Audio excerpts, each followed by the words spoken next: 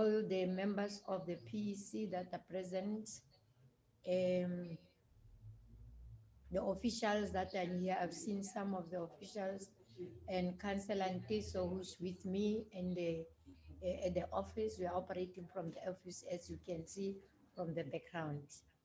Yesterday we managed to have a good session, and the weather was still very cool for us.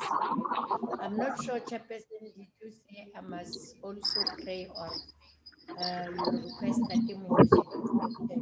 Tatemoji, Chairperson is asking me to ask you to pray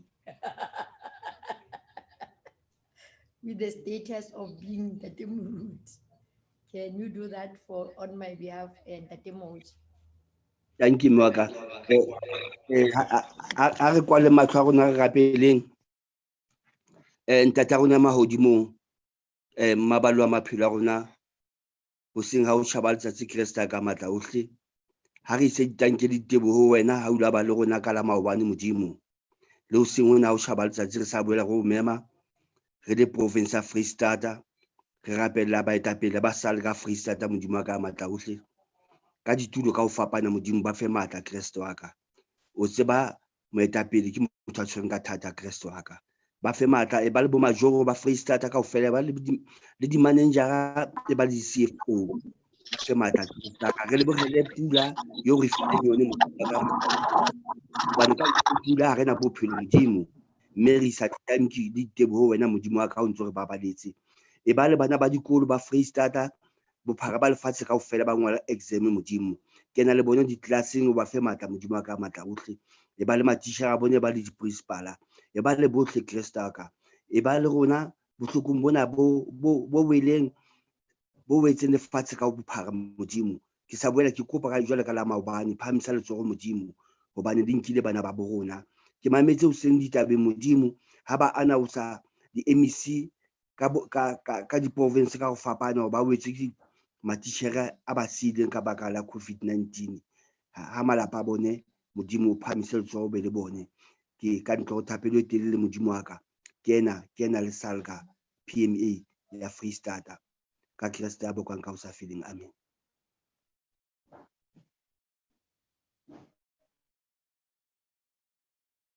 Amen.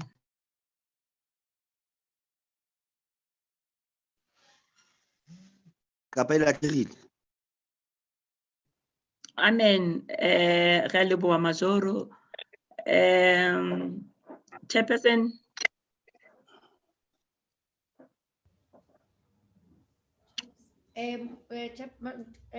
Chairperson of the session. Yes, Chair.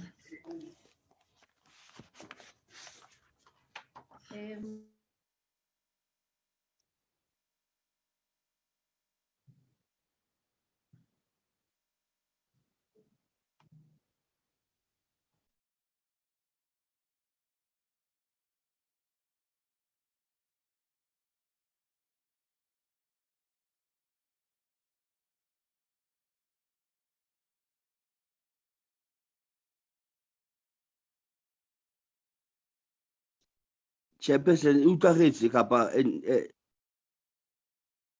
ne lahlile network.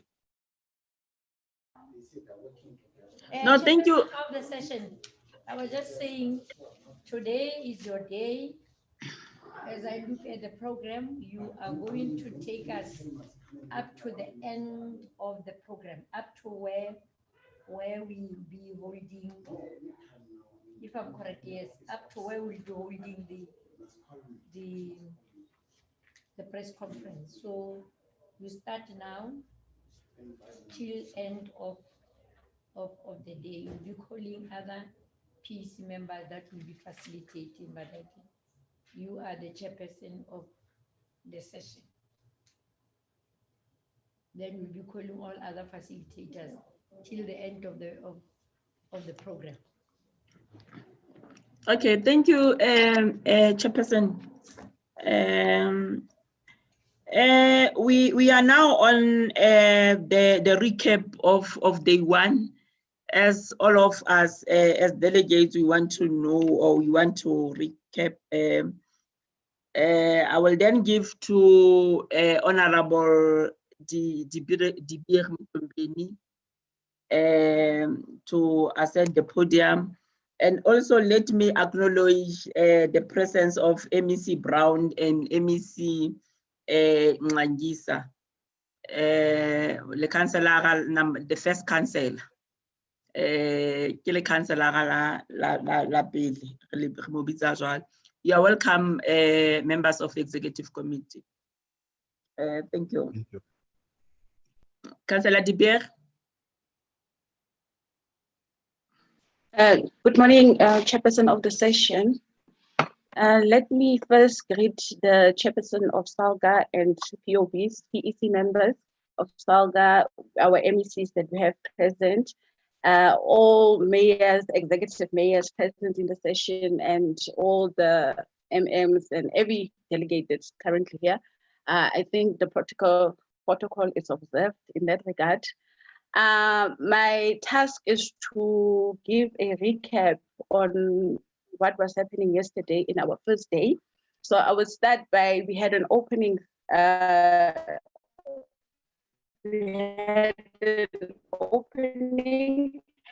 our opening was done by who gave us a prayer. We then had a moment of silence for all the councillors that has, okay, network.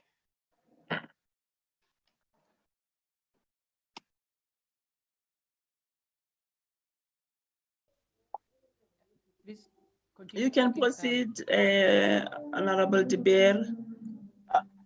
We can hear you. Oh, okay.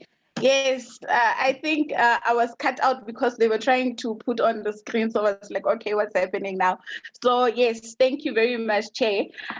We had a moment of silence for all councillors that has passed on, that was delivered by Councillor Sehanka. And a special tribute was made to the late Councillor Pok, who was a PEC member and also chairing the Human Settlement Working Committee. Can we go to the next one? Okay, let me just use what I have. Okay. And then we had a provincial chairperson's opening remark. The opening and welcome was delivered by the Honorable Mayor Oli Mulamleli, SALGA chairperson, and also the executive mayor of Mangaung. She welcomed all delegates to the PMA in different venues due to the pandemic of COVID-19. She encouraged all delegates to fully engage on the PMA proceedings and wish SALGA a successful PMA. The following were highlighted from her opening remarks. The effects of the COVID-19 pandemic, the SALGA, UNDP, and the SMME Informal Trader Support Initiative, Economic Recovery Plan, Municipal Debt Challenges, SALGA's response to the municipal audit outcomes, the collective bargaining section 139 support to municipalities, and the 2021 local government elections. That is what we have taken out from her input. We also received a message of support from SAMU. The message of support for the PMA was delivered by the SAMU provincial chairperson, Mr. Mokoena. The one message from SAMU to SALGA is letting all structures work together to be able to assist municipalities to render quality services to the community.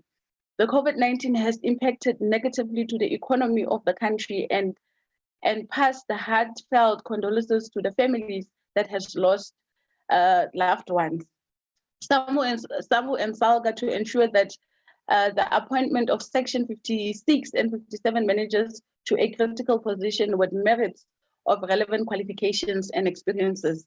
So that is what SAMU has highlighted as an important point for them. We had the Free State House of Traditional Leaders, and we also had the general auditors, the Auditor's General report. Most of the municipalities need to improve on the clean audits. The budget cut of most of the municipalities by the Minister of Finance was a concern. Most of municipalities are facing challenges on collecting revenue. The concern with the challenges to pay municipal salaries and third parties at Maluti, Apefung, Mafube, Kopanong, and Mantsopa appeared negatively to the service delivery to those communities. The non-compliance on collective agreements was an issue that was raised. We had an issue on Section 139 intervention. COGTA should follow and observe protocol and consult SALGA before the implementation of Section 39 to municipalities and appoint people with relevant qualifications and experiences. On COVID-19 compliances, the funds that were allocated to COVID-19 and being misused, the investigations must be done based on that. On the issue of ESCOM, the stakeholders to play an important role by intervention on attachment of municipal accounts and properties. Then we had, then this one is the message of support from the House of Traditional Leaders for the PMA was delivered by Khosahadi Moroka. She emphasized the relevant stakeholders to ensure that there is effective and diligent service delivery to the communities. The House of Traditional Leaders to be more involved in the local government affairs. The House of Traditional Leaders in the province fully supports the gathering of the SALGA PMA. And based on the panel discussions that we had yesterday that was shared by Councillor Ntiso and also the speaker of Mangaung, which is Councillor Senzai. The discussions that we had and resolutions there, we were discussing there was discussions on the agriculture as one of the key sectors in the Presidential Economic Recovery Plan. The sector release of land is part of the strategy.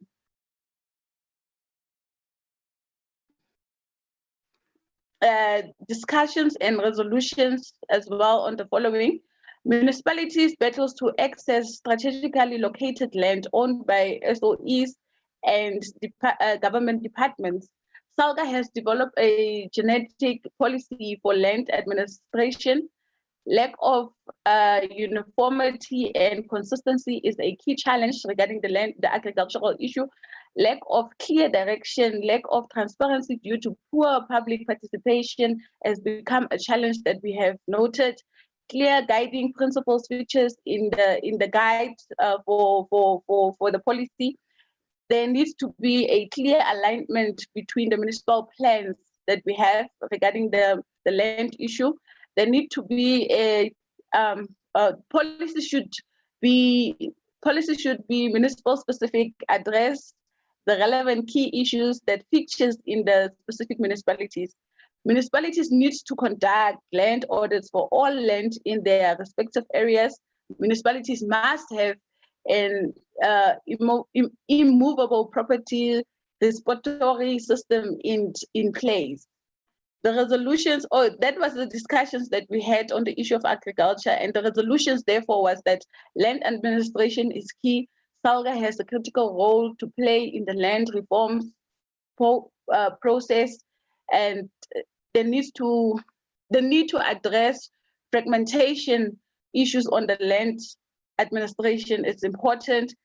SALGA to develop a partnership with the University of Free State to train councillors and local government officials on COVID-19 and broader governance and administrative programs that sought to develop the capacity of local government.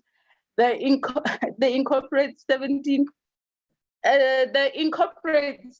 sustainable development goals into the planning and the budgeting process system, with more focus on the SDG 16, advancing peace, justice, and strong institutions. We have municipalities. The following municipalities have to do the following: work with civil society and non-governmental organizations to strengthen the rule of law, to have zero tolerance for corruption across own operation and supply chain processes, implement measures that ensure robust supply chain management and transparency of financial flows in the municipality, to build capacity in the provision of technology, skills, and logistical solutions in areas of conflict and humanitarian crises, to realize the interdependence between business success and the sustainability of the society in which they operate. And then it's quite a bit long, delegates, because we had an intensive discussion yesterday. So just bear with me. Sustainable, inclusive economic growth underpinned by the spatial transformation. We must have a deeper involvement of citizens in LED processes, empower citizens to become part of the solution to the municipality and city challenges, on good governance and resilient municipal institutions, engaging new stakeholders from the private and third sectors, changing management as an instrument for shock recovery and overall resilience is often mistakenly treated as a project with a finite beginning and an end financial sustainability of local government and greater fiscal equity. Acknowledge the importance of high quality data and analysis. Repropose existing institutional structures to tackle emerging challenges, and also pioneer new ways of communicating and decision making. On the issue of environment and climate program, we are saying just transformation for economic and climate change, local government, environmental, regulatory, and planning challenges. The discussions was that call for countries to move to a pathway that is coal-free. SA needs to SA needs to transition to much more renewable energy use, link between infrastructural and climate change responses, support to developing countries towards climate change adaptation, look at aspects of water, sanitation, energy, more towards recycling and reuse. Bottom-up process of change is critical. Need for community-driven interventions.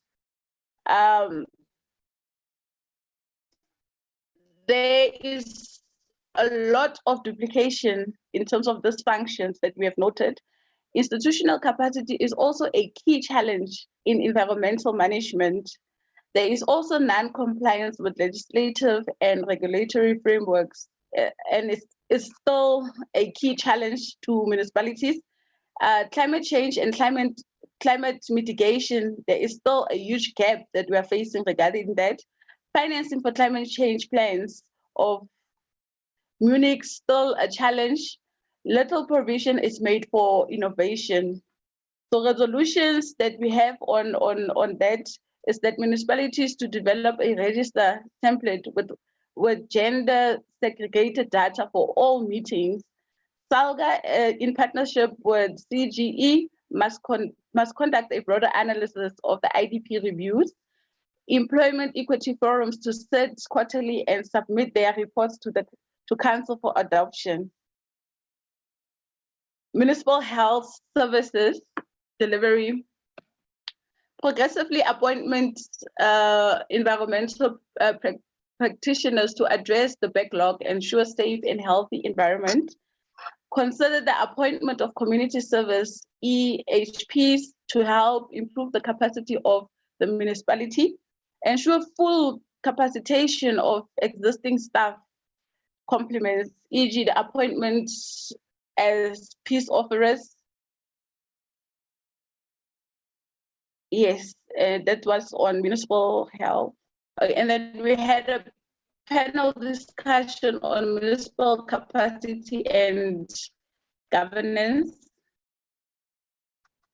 This was the following. It recommended for the PMA to note the key findings of the study. The key findings of the study underway by PARI on behalf of National Treasury being most section.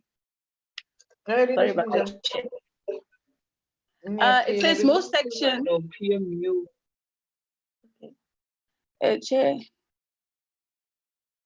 Most sections, most section 139 interventions fail to deliver a long-term and sustainable improvement in operations of finances of municipalities.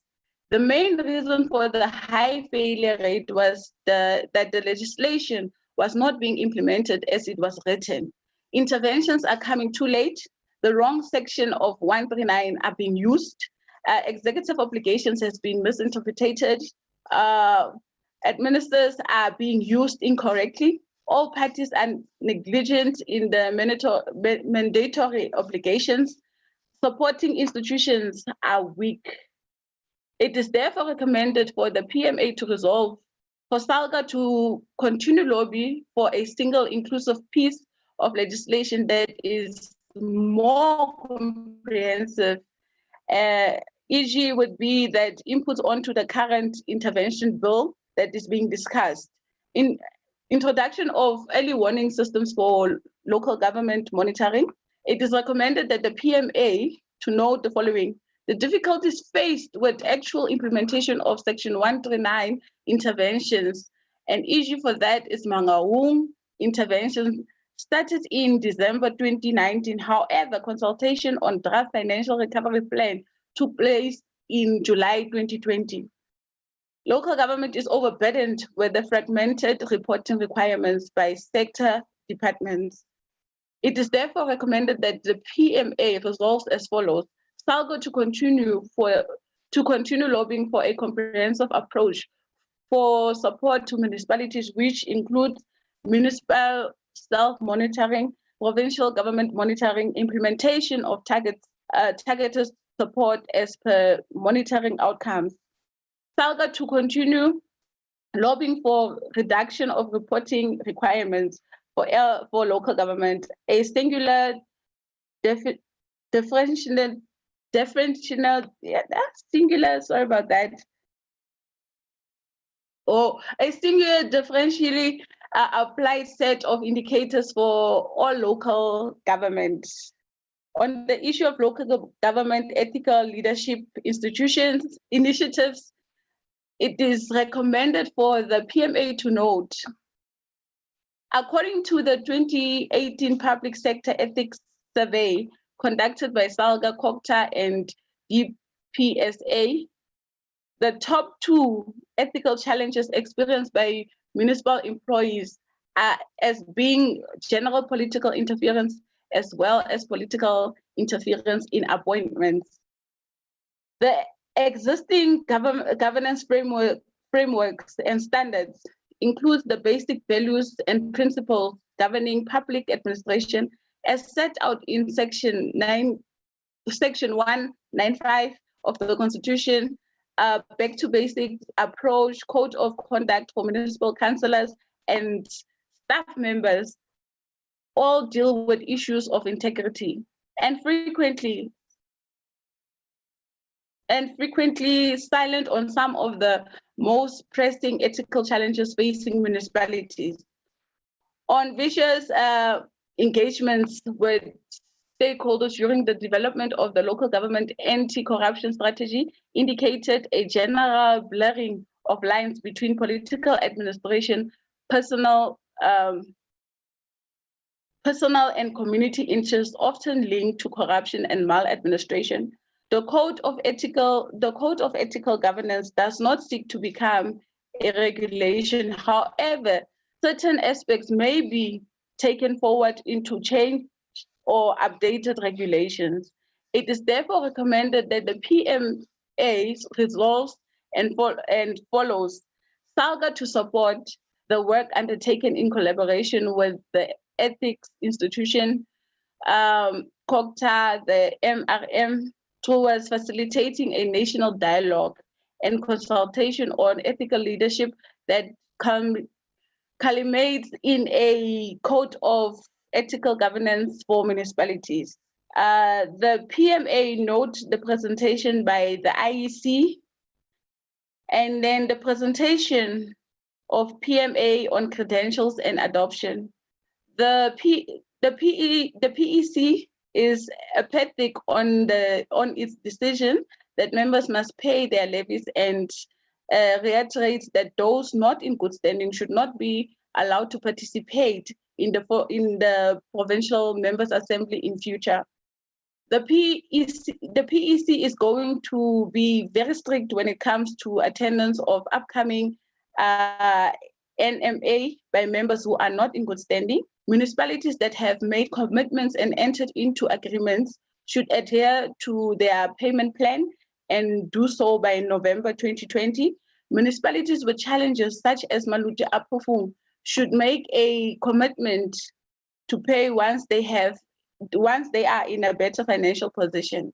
The PEC implores member municipalities who have not made any payments on a consistent basis to do so to ensure that the PMA resolutions and SALGA programs are implemented. The PMA resolved PMA resolved to adopt the credentials report. The PMA resolved to adopt two out of 19 outcomes report action list with the progress made for implementation. The PMA note and agreed with the recommendations made by the NEC. The PMA note and approved the SALGA 2019-20 annual performance plan report.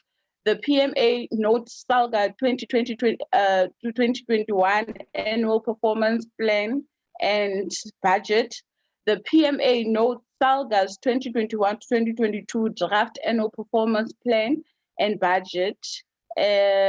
Thank you so much, Chairperson. That is the recap for what has happened yesterday, as we are on day 2 now. Thank you so much, Chair.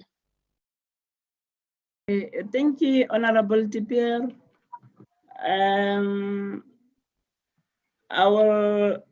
Because now we are visual, we can't even say a round of applause. But thank you so much. Let me go straight to the acting premier. We have the acting premier, our first councillor of the province, the MEC Cocta Ntate Tembeni Ngwangisa, to give us a keynote address.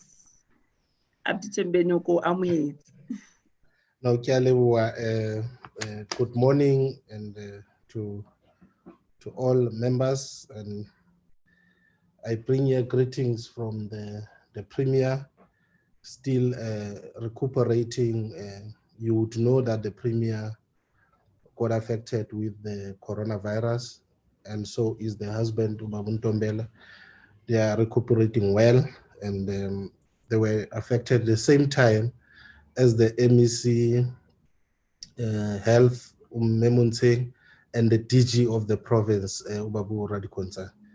So we bring in this welcome, warm greetings from them, and wishing this important and significant gathering a success and really clear and realizable outcome. Program Director Usmalifu Vilakazi, SALGA Free State Chairperson Mam Oli, and the SALGA Free State Provincial Office Bearers, SALGA Free State Provincial Executive Committee, SALGA NEC Deployee, Councillor Sotash, Chairperson of the Free State House of Traditional Leaders, Khosikhadi Mamoroka, delegates to the Provincial Members Assembly, leadership of our trade union movement, my Honorable MEC for Finance, MEC Honorable Brown, organizers of this successful Provincial Members Assembly, senior management from SALGA, presenters from different stakeholders, organizations, officials of our different spheres of government, ladies and gentlemen. I've already greeted you and brought to you the warm words of support from the Premier of the Free State and the Provincial Executive Council, and in my own name as well. We are gathered together in this Provincial Members' Assembly under extraordinary measures imposed on us all throughout the world by the coronavirus.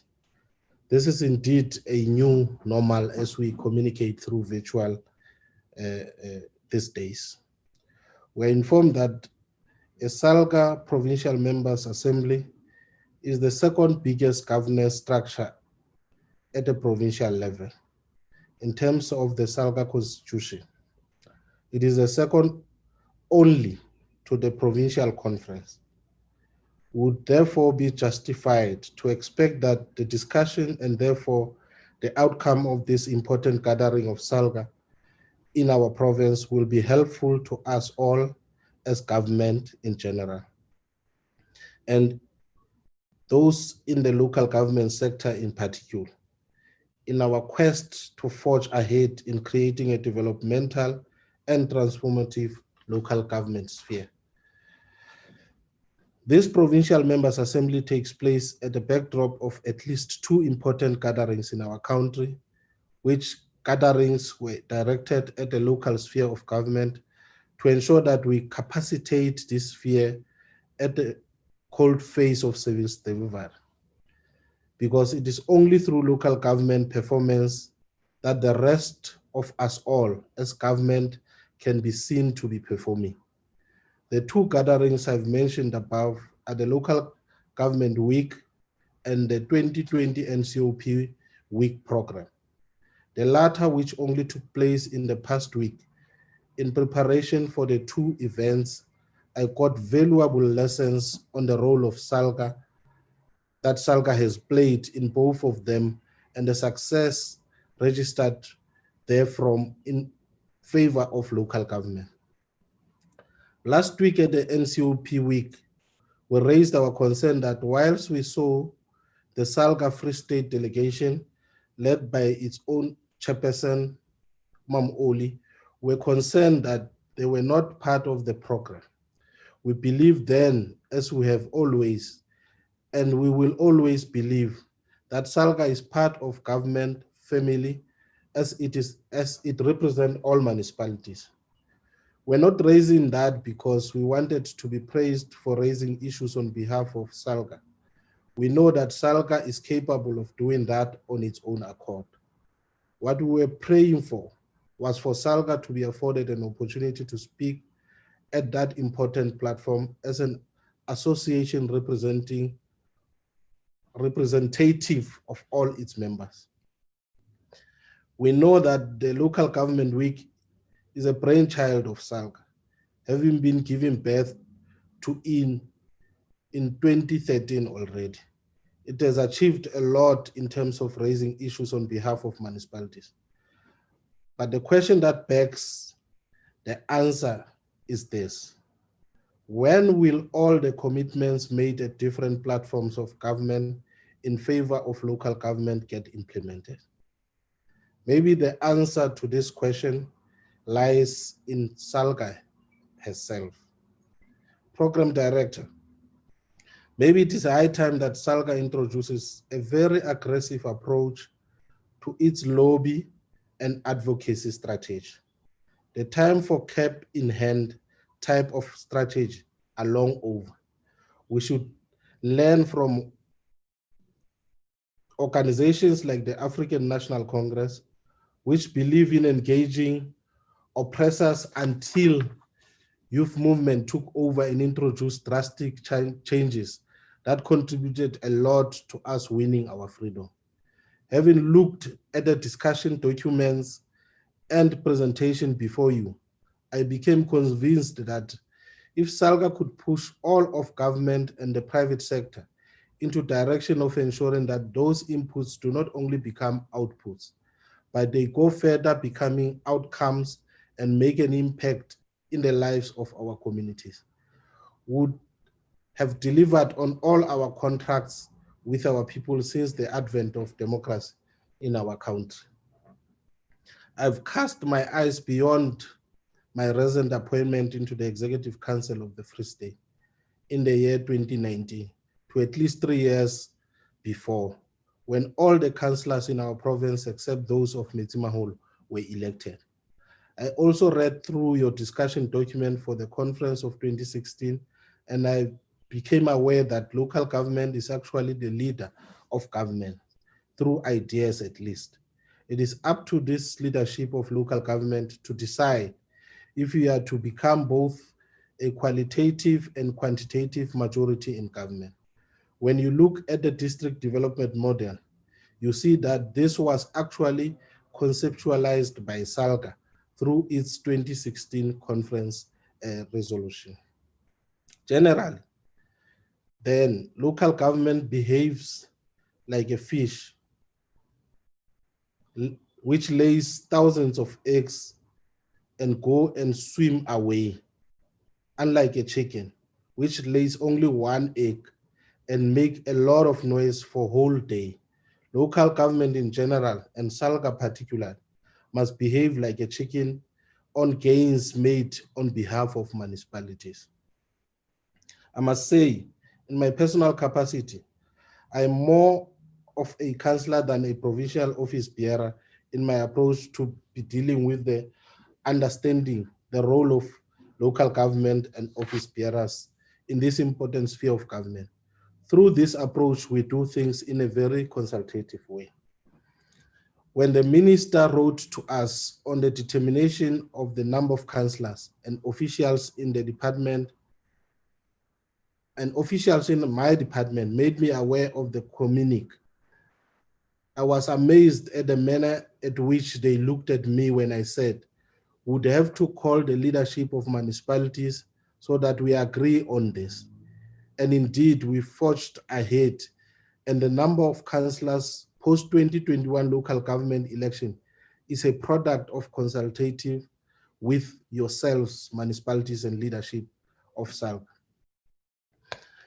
SALGA has always raised concern about the process followed in the remuneration of councillors. We understand that the issue is basically SALGA's concern about over-regulation of the sector. How far has SALGA gone in arguing for this remuneration dispensation? How do we ensure that this matter is resolved in favor of councillors, just like all other office bearers in both the national and provincial sphere, so that money used to remunerate councillors is diverted to service delivered? How does SALGA ensure that it has the support of provinces at the level of MINMED to pursue this matter further? All our municipalities are under some form of intervention or another. Our observation is that there are basically three factors that militate against developmental and transformative local government. They can be divided or categorized as capacity, complexity, and financial. In terms of capacity, smaller municipalities lack infrastructure and skilled staff, and they would therefore fail to perform their functions. In terms of complexity, the complexity of system is perhaps beyond smaller rural local governments. Some municipalities has interpreted spheres of government to mean the local government has complete autonomy from other spheres of government. In terms of finance, if municipalities do not have sufficient resources, they cannot perform their constitutional duties. Program Director. In 2009, the department changed its name from local government to cooperative government. This is not a semantic fact, but our legislative regime is still in the past. It still refers to office bearers responsible for local government instead of cooperative government. We understand our new role as that of intergovernmental relations. We are therefore in the process of reviewing this structure of the department to respond to the challenges faced by the different spheres of government. We are therefore in the process of reviewing our own structure as we speak. Our intention through this talk was to ensure that we raise issues we feel are important to the session of this Provincial Members' Assembly. We have always said that for us to intervene in affairs of municipalities, it is because we have been invited to do so. We do not have the appetite or the pleasure to intervene in affairs of any municipalities in our province. If I may, as part of my mandate, to update on or give a brief account on the performance of the 139. And we have sent this document to yourselves, and I hope it will be shared to all members later on or otherwise. But we take account that when municipalities, as a result of a crisis in its financial affairs, is in a serious or persistent breach of its constitutional obligation to provide basic services or to meet its financial commitments, the provincial executive, which is EXCO, is enjoined by the Section 139 of the Constitution to intervene and invoke either Section 139 A, B, and C or Section 139(5) A, B, and C. And as I've alluded earlier on in my statement, we take no pleasure in invocation of this section, even though it is as per invitation by municipalities concerned. On the 15th March 2017, Mafube and Masilo local municipalities were placed under Section 139(1)B of the Constitution of the country, followed by Malutia Pufung on the 12th of February 2018, Mangaung Metro, Section 139(5)A and C on the 19th of December 2019, and Metsimaholo local municipality on the 11th of February 2020.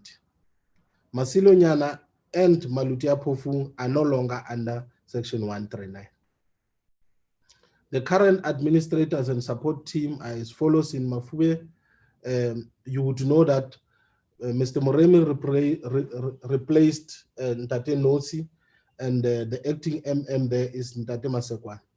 In Metsimaholo, the administrator is Mr. Manele, which is the EXO rep, and he's leading a team. The acting MM is Ntate Mati.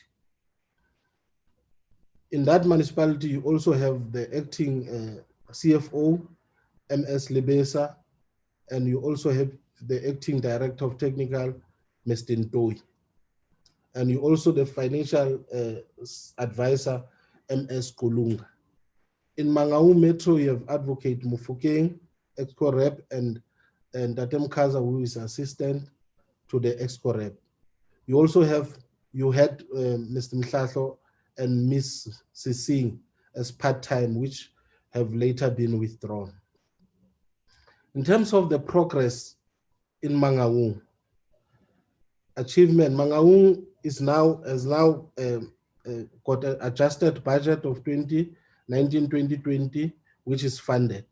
And the one of 2020 and 2021 is also funded. The municipality reinforced all its conditional grant used for its intended purpose. At the time of intervention, the municipality used conditional grants for something else other than what they were meant for, which is operations. The compliance with laws and regulations in Mangaung has been improved. The cash flow position is stabilizing, even though it's still concerning. Service delivery and cleansing of town is improving. There's still a lot to be done. Mandatory financial recovery plan has been developed and approved by council. Municipality at the moment has failed to meet its operational revenue targets by 381.9 million, and the expenditure target by 105.8 million. Revenue was lower than expenditure by 53 million in July 2020. Professional company, as part of the assistant in the intervention team, has been sought to assist in the recovery plan of the municipality. From discussion with intervention team, municipality staff and reports the following institutional areas require immediate attention. One, strategic planning for both council and administration, orientation for councillors on key responsibility, organizing, restructuring, ICT upgrading, assessment and training of SEM staff and senior officials. I think others you can read for yourself. Those are what we feel very strongly needs immediate attention.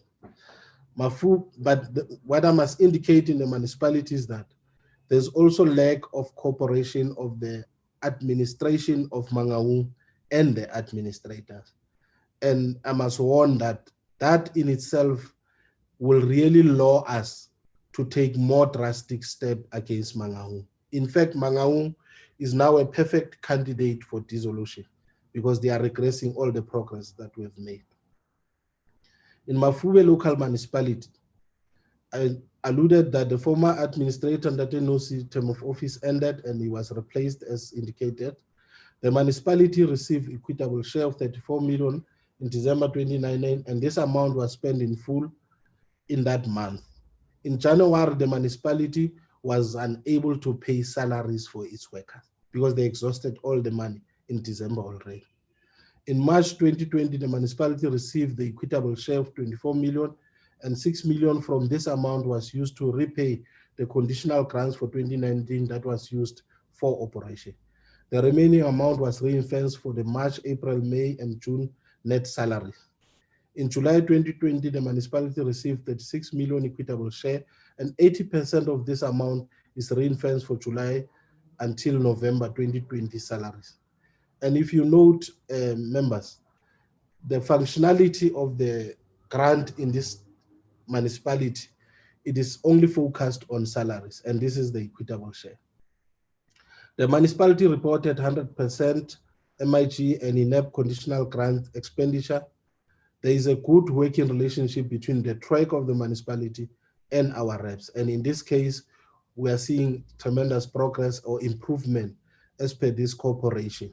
And that's why we are able to report a better progress in terms of service delivery, because the billing was never done for almost a year. An arrangement with CETA and the municipality for bulk commercial printing and electric accounts is at an advanced stage.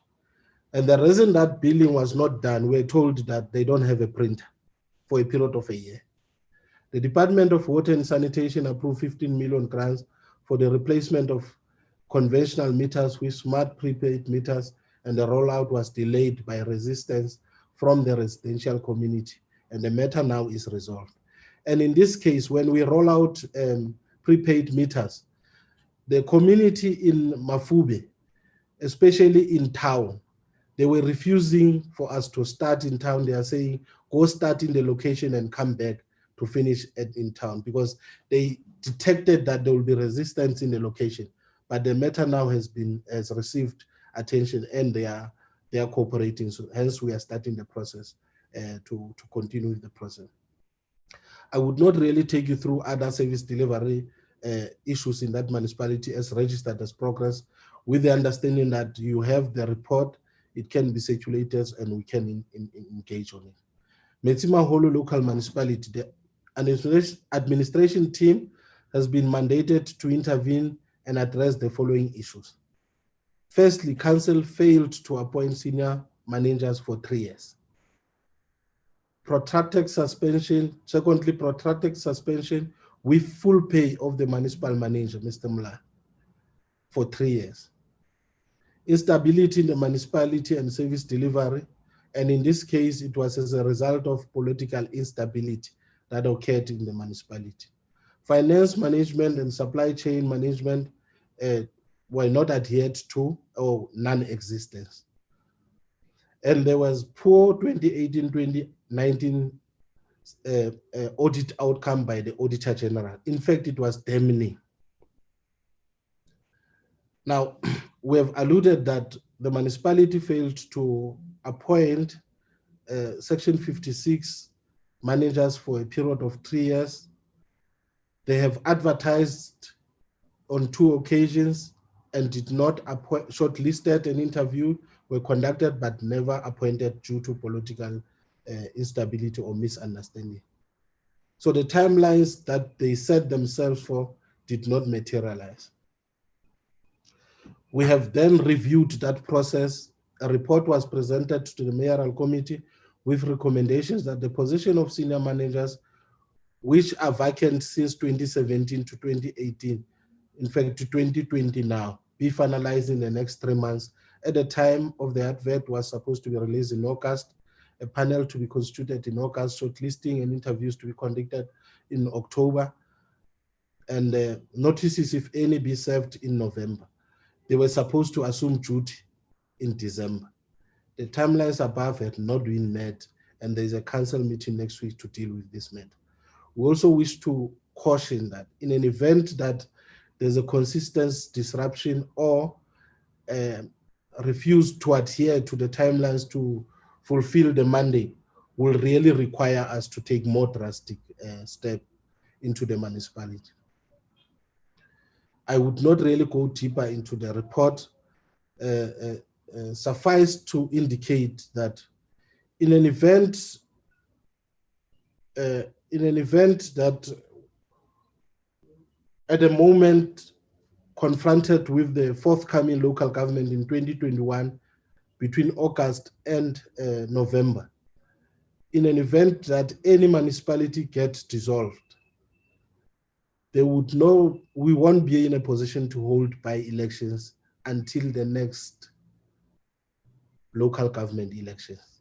That is because of the process. The process is that we inform the minister, NCOP, and the provincial legislature, the speaker, in 14 days. The minister responds in 28 days.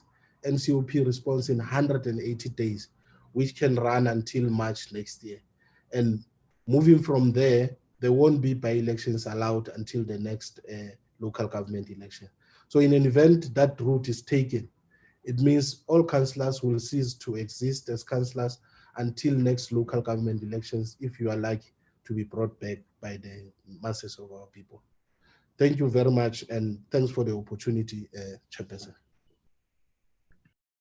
Okay, thank you very much, Acting Premier and Tate Ngisa.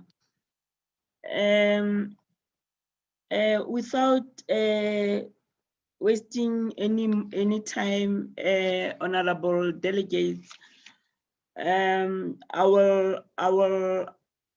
will call upon the MEC Khadisha Brown, and MTN Old Mutual will come after the MEC Brown. MEC Brown, the platform is yours.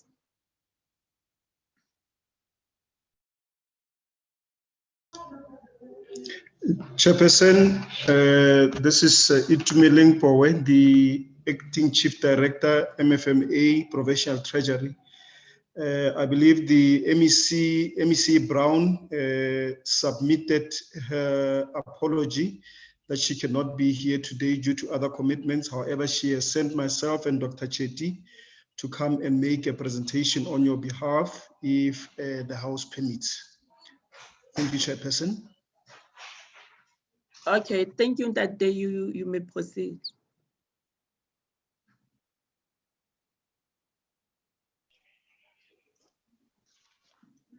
Chairperson, can we put a second request? Can you humbly put another request, please? If we may kindly flight the presentation from our side. Okay, then I will request the host to allow you to share your screen to us. Thank you. Very much. Thank you very much, Chairperson. You can Tate Powe.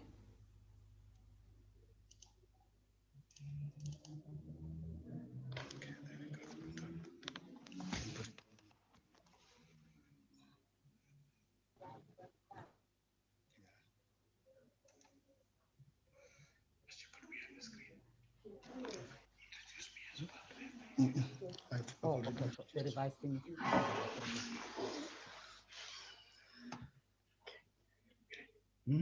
Go ahead. Okay. Good morning, honorable members, both executive mayors, MECs, councillors, and good morning, colleagues as well.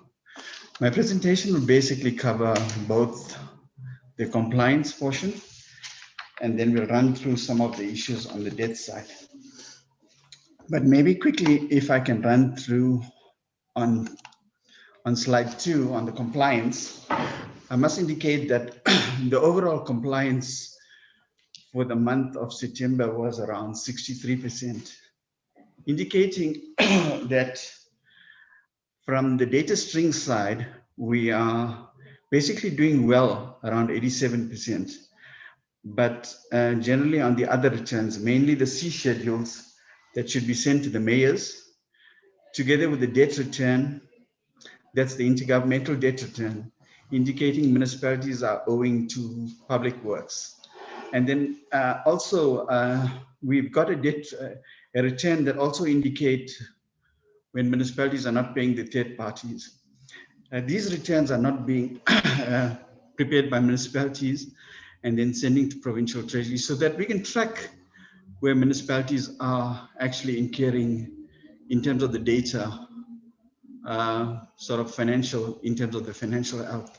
So in principle, maybe what I want to say, the municipalities that have regressed currently is Kopanong, Mokare, and Mansopa. These municipalities have actually lowered the trajectory in terms of submission. I think it's paramount as well. The data that is actually then published, we publish it throughout the country, and we must actually just be mindful that it gives us a skewed picture in terms of the quantum of expenditure, but also the debtors and creditors portion. So we just need to ensure that we improve compliance in terms of our submissions. Next slide. Maybe also to indicate that currently municipalities needed to submit their special adjustment budgets on the 30th of September. And what we've identified, the main sort of ingredient for these budgets were to include the additional allocations per the revised DORA, or the Supplementary Division of Revenue Act, that was tabled by the Minister of Finance, but also incorporate the COVID expenditure. So ideally, some of the grants would have changed, and they would then sort of correlate that within that expenditure in terms of specific purpose.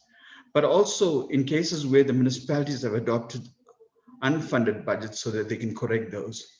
But what we found in our assessment, there's only around 6 municipalities that have adopted funded budgets, indicating municipalities have 2 sets of information.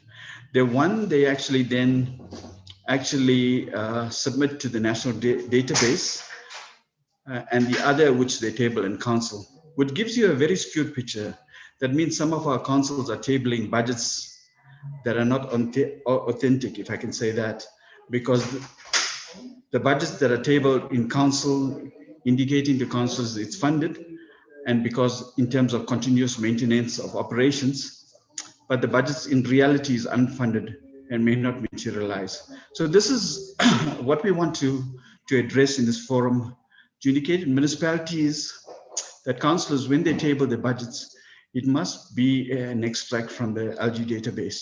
That means municipalities must actually punch the data, capture the data on the LG database, and then print out that copy and table in council. Where there are changes, then they can reflect the changes into the budget. We also given a sense as well. We know in some cases, given the COVID expenditure, COVID impact, there are some municipalities, the collection rate would have regressed. And what we've done in that instance, we've prepared what we call a funding plan framework, which we rolled out to all municipalities.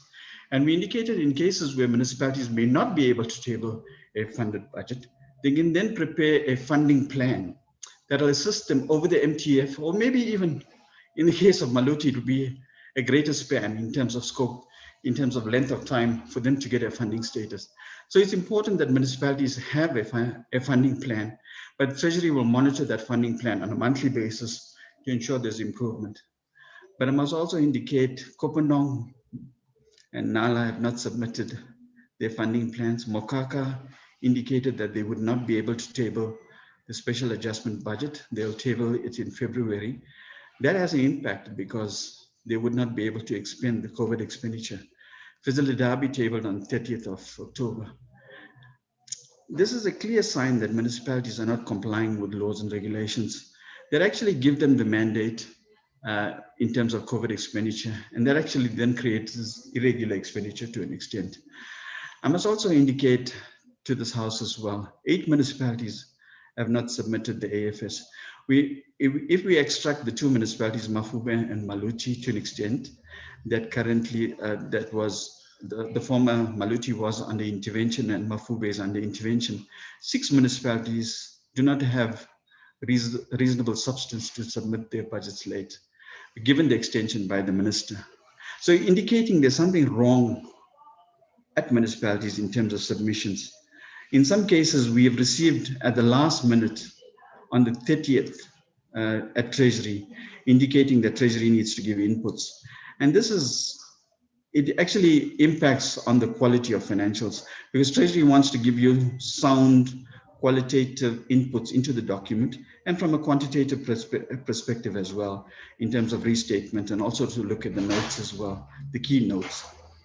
This has an impact, and I think it's important that we actually indicate to this House that we need to take stringent resolutions in this regard in terms of non-compliance.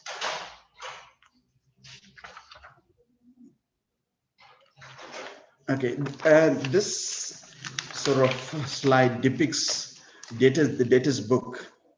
And if you look at the debtors book currently, if you look at the total, it's around 23 million. But if you look at the aging category over 90 days, it's around 19.6 million.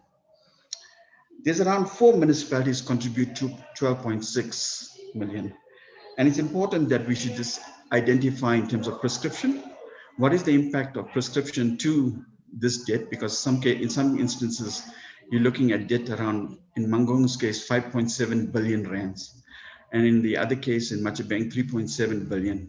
The others around 1.6 at Maluti and 1.6 around Metsimaholo, indicating that municipalities are sitting with huge debtors book, which are not collectible. What we've done, I think Reverend will actually then present the strategy in terms of addressing that. But this is basically from a synopsis status, the quantitative analysis or quantitative summary in terms of the debtors book for the province. So it's one of the positions that we need to actually indicate. Municipalities' collection rates are down. We are sending billings to then ensure that when we send accounts, it's actually done through an exception report, and our billing is accurately forecasted for collection as well. And our credit management is working. We've indicated that we also need to look at the Eskom account. Currently, Free State municipalities hold quite substantially, around 13 billion rand. But if we actually then forecast it in terms of actuals, how the makeup of the debt, the capital portion is about 9 billion. The VAT is around 1.3, and the total interest is around 2.8, around 3 billion. If we actually then extract the 3 billion, it's around 10. And if you look at the 10 billion, there's around 5.5 owed by Maluti, 3.5 at Machibeng, and 1.3 in Water, indicating that we must actually have payment plans that are realistic and affordable at municipalities, so that the decisions made by the Deputy President, indication that we need to pay the current account, the ring-fenced amount for the area debt can be ring-fenced, and then we can then have, once the municipality is in a sustainable footing, then we can then start paying that.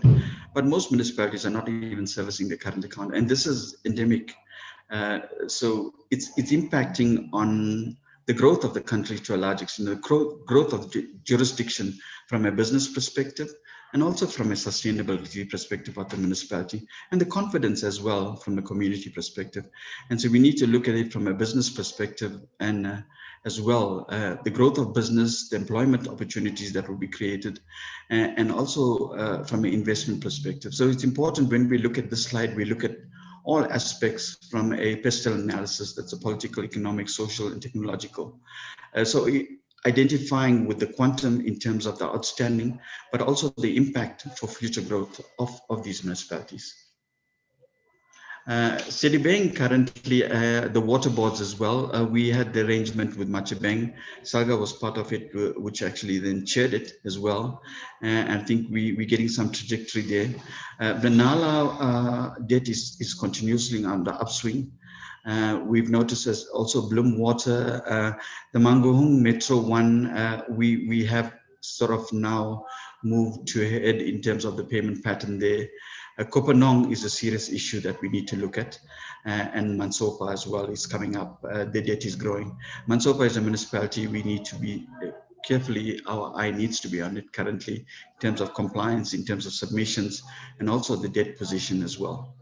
The rainwater issue around Metsimaholo and Ngwata, and these are not huge amount, these are around 27 million. So you can see there's an upswing on the debt portions, both from the key services that the municipalities need to provide. And is it an issue around the administration? Is it an issue around the financial ability of the municipality? Is it an issue around the revenue value chain in terms of the municipality? We need to look at it from a holistic perspective to identify what is the root cause and how we deal with it.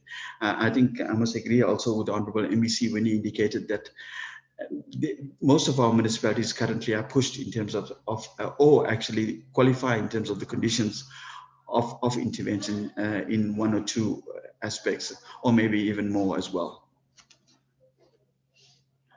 I'm then going to hand over to Rev, who would actually indicate the trajectory in terms of treasury, in terms of support perspective. Thank you.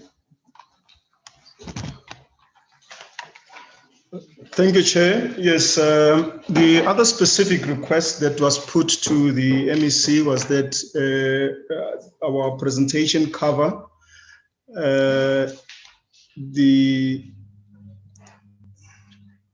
the support that is given by Treasury to municipalities.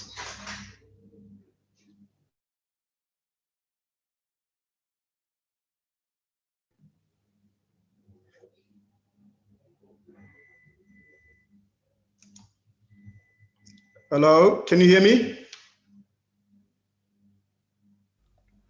Yes, you are audible, Rev. You can continue. Okay, no, thank you very much. Yeah, as we present this, we just want to make the House aware that there are currently there's currently work in process that is being coordinated by National Treasury, looking specifically at the issue of municipal sustainability and retweaking the strategy aimed at making local government to work and to perform in accordance with its legislated mandates. So part of the support that is being given right now, it's with a view to those changes, those intended changes and planned changes insofar as the strategy is concerned. And the particular two areas that we're going to be looking at in terms of the game changers that affect local government space, it's in terms of governance and in terms of financial health of municipalities. In particular, when we look at governance, provincial treasury plays a major role insofar as ensuring that the internal audit and risk management units and functions of the municipality work properly. So as a result of that, provincial treasury then gives support specifically in things in areas such as the charters for audit committee members insofar as training is concerned, reviewing the performance of key performance indicators, and using tools that have been availed by National Treasury, such as, for instance, the financial management maturity model, that's the FMCMM, and making sure that the action plans, audit action plans of municipalities align to this particular model. And there is work in progress currently to actually move this particular tool to a web-based tool that will enable for a more coordinated approach insofar as the flow of work and the flow of reporting is concerned, from municipalities to provincial treasuries and finally to national treasury.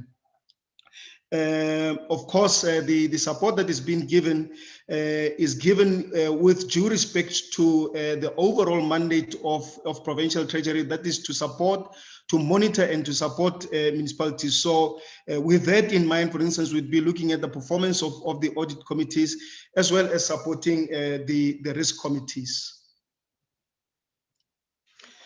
Another aspect of the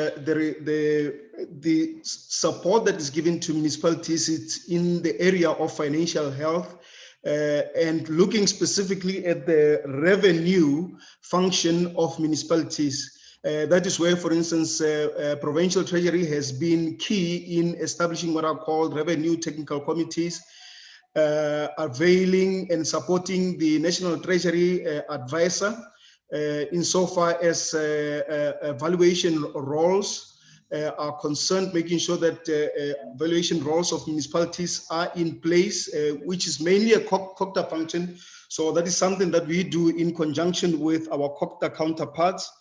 But there is also what one can call the preventative measures, preventative control measures, where select municipalities have been given funds from what is called the Municipal Support Program to actually do what is called revenue enhancement and be able to enable those municipalities to install split meters, both in electricity and in water in some cases. We also offer technical support insofar as cash flow reconciliation is concerned. And last but not least, we are also part of a multidisciplinary team that is headed by the Office of the Premier on issues that affect municipalities, on issues such as climate change, losses, and this particular team also includes other stakeholders, for instance, such as SAPS in troubled spots, for instance, such as in Machabeng, where there's been a constant problem of zamazamas.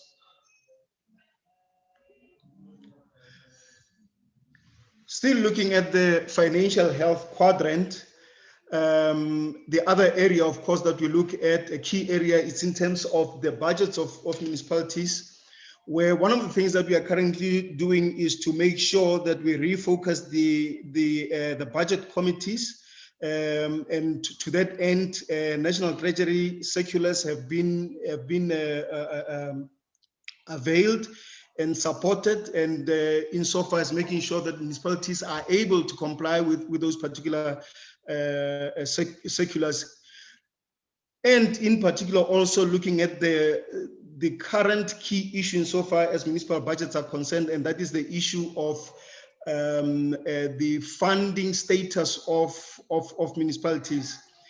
So to that end, then we also then provide continuous training to officials insofar as, for instance, on budget schedules, and also making sure that there's a focused attention, particularly in making sure that the draft final and adjustment budgets are in fact of cost tabled, and secondly that they are funded.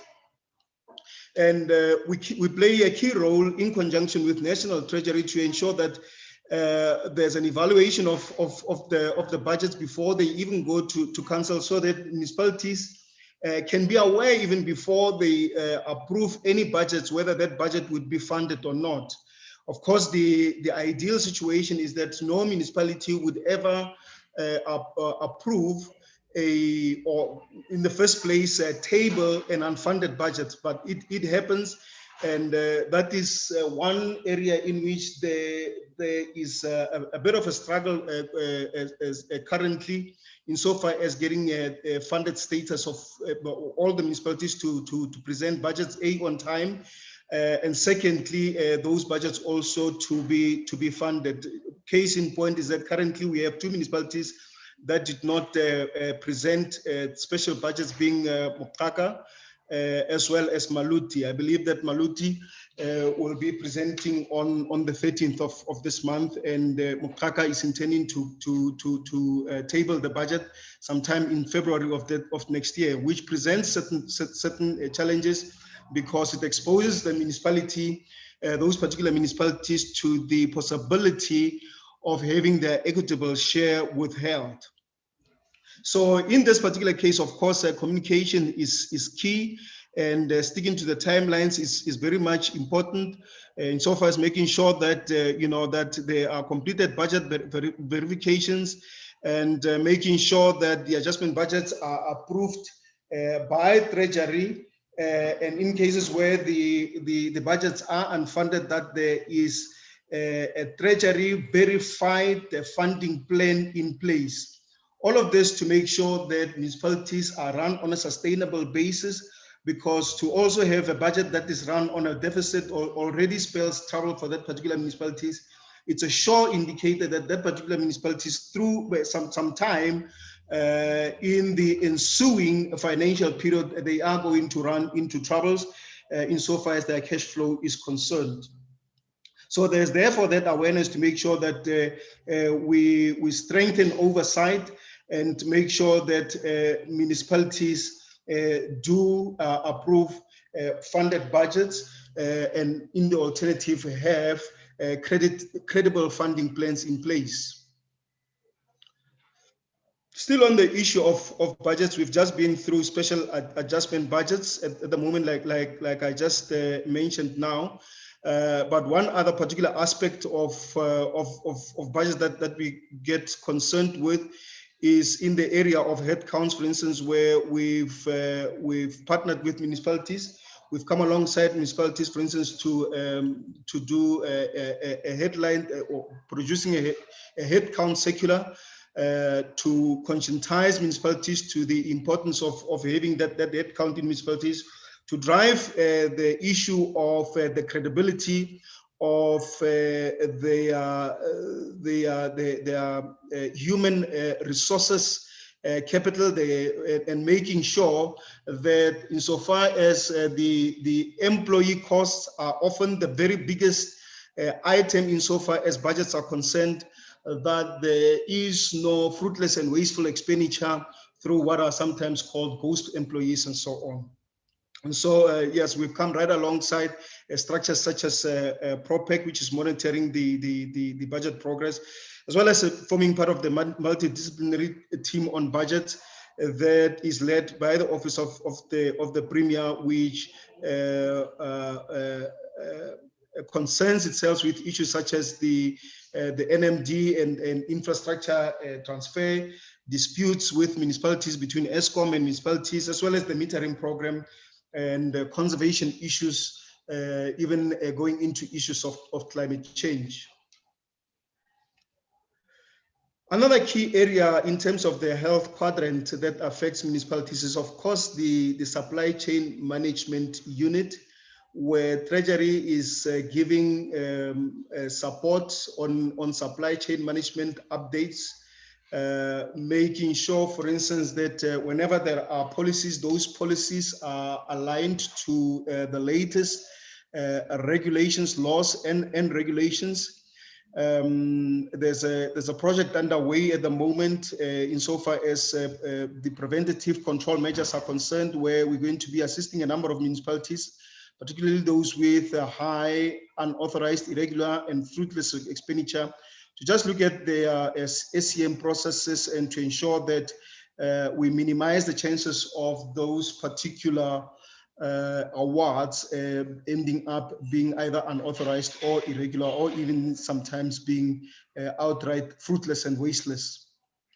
And so to that end, then we would also then be providing training through our SCM unit to municipalities through MPEC, making sure that MPECs are trained insofar as being able to process the unauthorized, irregular, fruitless, and wasteful expenditure, and being able to table those reports to council. And we have had some kind of success, even though not that large. But our target is to make sure that we've got about an 80% decline insofar as that figure is concerned.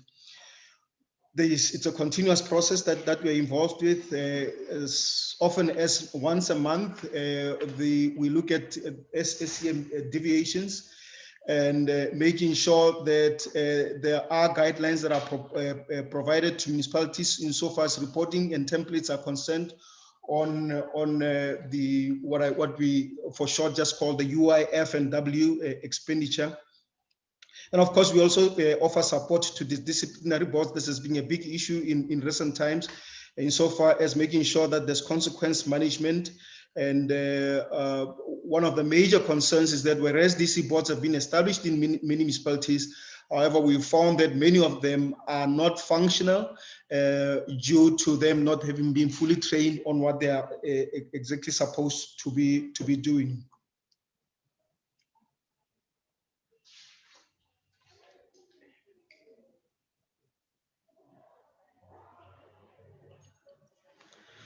We are in that period insofar as the submission of annual financial statements are concerned. And that is another major area in which, as Provincial Treasury, we support municipalities. First up, during after the audit has been concluded, there is of course the issue of the audit action plans and making sure that those audit action plans correlate to the management report. And I did mention earlier on that there's a tool, the financial maturity and capacity model, that is already in place. And the good thing about it is that it's got a larger scope of the control environment of the municipalities, and it will make sure that municipalities do not just address the particular areas that were just covered by the municipalities to the detriment of other controls, but that the larger and the broader control environment is actually monitored on a continuous basis. And therefore, it is important that we make sure that the financial maturity model is therefore contains the audit action plan, or that the audit action plan is also captured within the financial maturity model. This is also to make sure that municipalities do not have too many reports, as it is a problem at the moment, where municipalities are often saddled with so many reports that they have to submit to so many different stakeholders at the same time. So we thought that if we actually combine the two, that is a financial maturity model as well as audit action plan, it will cut out at least one other reporting. The other important aspect is the current drive to actually do away with paper-based reporting, which is proving to be problematic because it takes so much more human resource capital, time, and often the possibilities of documents being lost are so large, and with the accompanying delays. So that is why we are pushing at the moment to make sure that we are going to be putting municipalities on the web-based planning insofar as financial maturity model is concerned.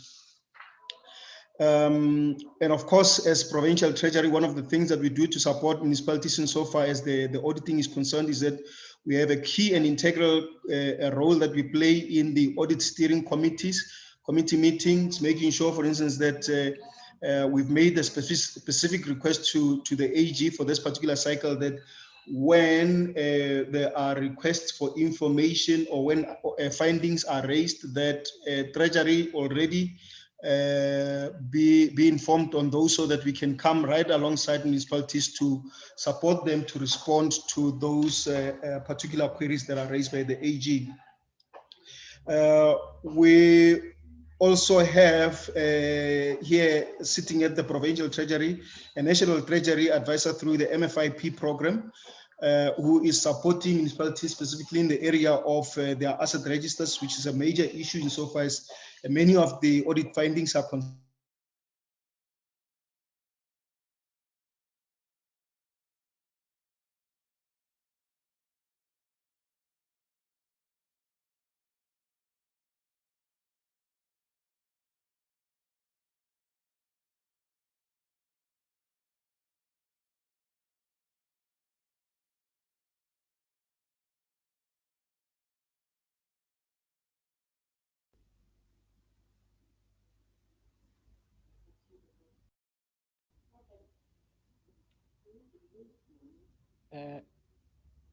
Chairperson, I think the colleagues from Treasury have just cut. Okay. Okay, thank you. So what are we going to do? Are we proceeding? Or are you checking with them, PO? I'm checking with them, Chairperson, but I think let us proceed because they were Yes, wrapping up with their so long, yes, we will at the end of that presentation.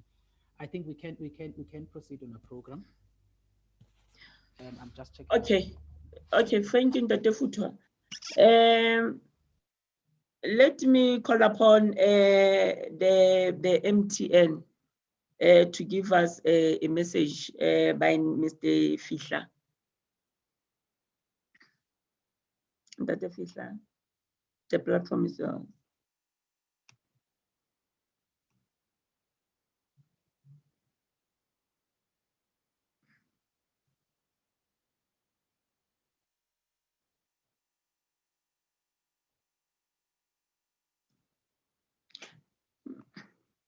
Dr. Fisher, you hear me? Chair, let's start with Old Mutual. Okay, it's fine. Let me call upon Mr. Manamela from Old Mutual. Dr. Manamela.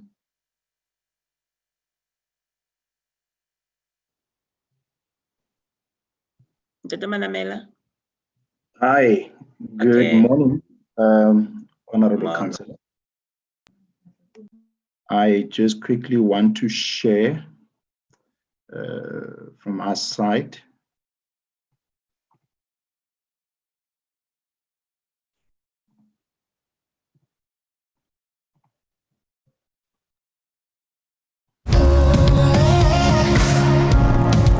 At Old Mutual, we have weathered many storms over the past 175 years, and our financial position remains strong and resilient enough to withstand the toughest of times. Over the last few months, our response to the pandemic has been focused on partnering with our key stakeholders on initiatives to drive a positive and significant impact during these challenging times.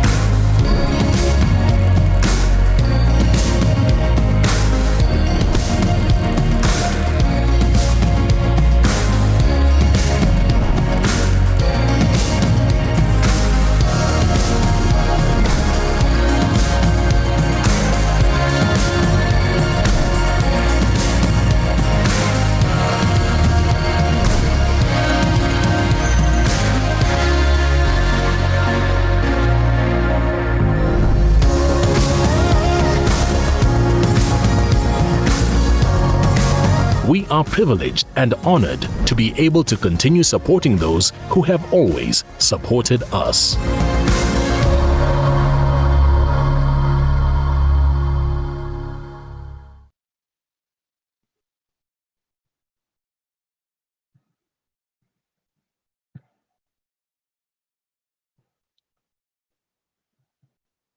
Well, thank you, Program Director, Chairperson Councillor Malifu Vilagazi.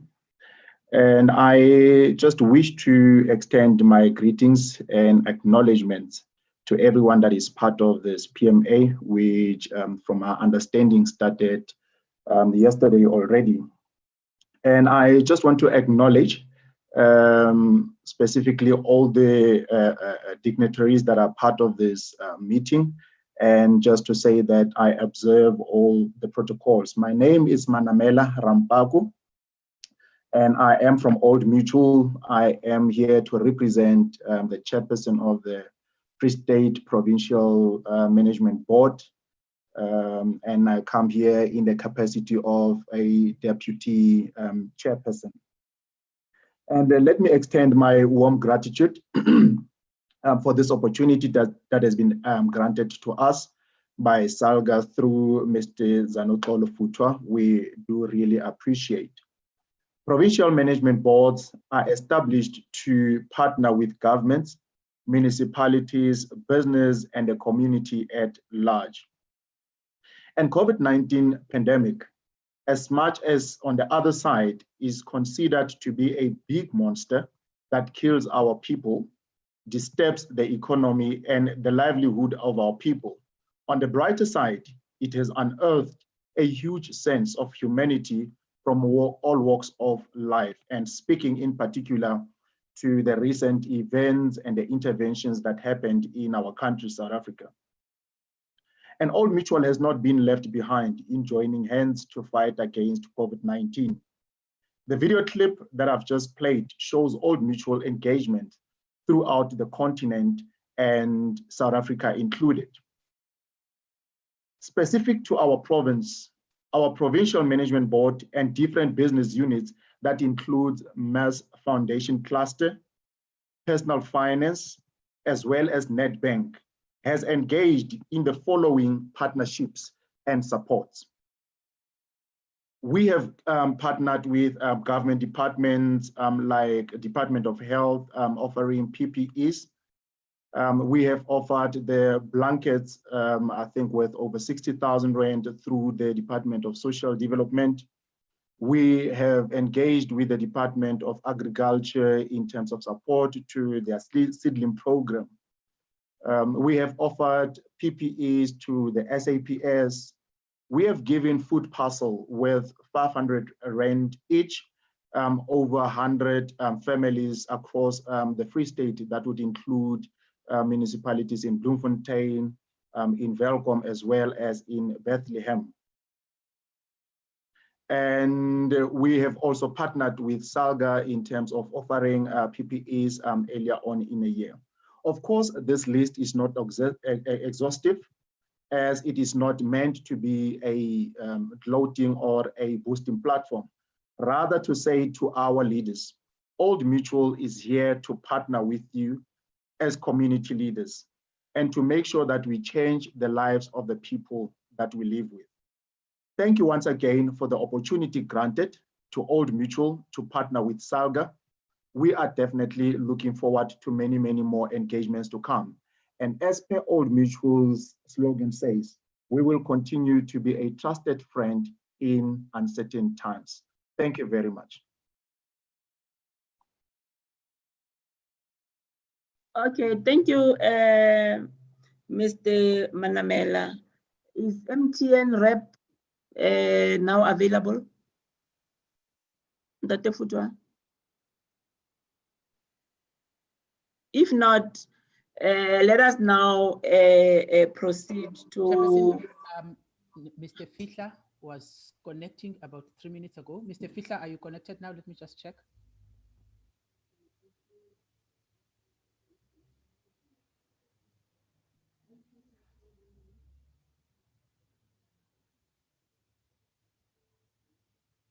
I think, Chairperson, we can proceed to the next part. I will, because he's not connected yet. He was trying to connect just at the beginning of this presentation. He's connected now, Chairperson. Can we ask Mr. Fihla, can you hear us?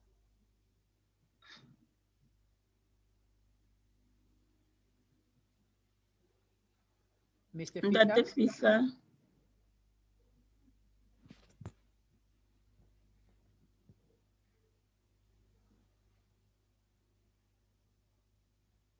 Mr. Fihla? I'm calling him, Chairperson, separately, quickly. Okay, no, it's fine. Let me proceed so long. Yes, he's already connected, and he's already connected.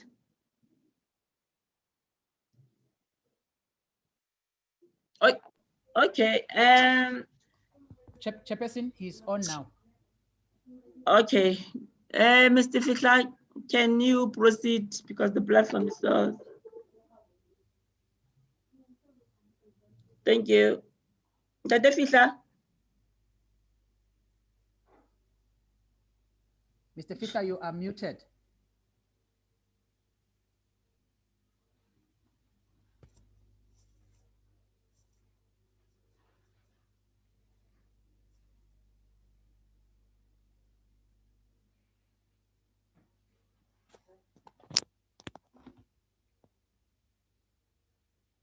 Mr. Fihla, can you hear me?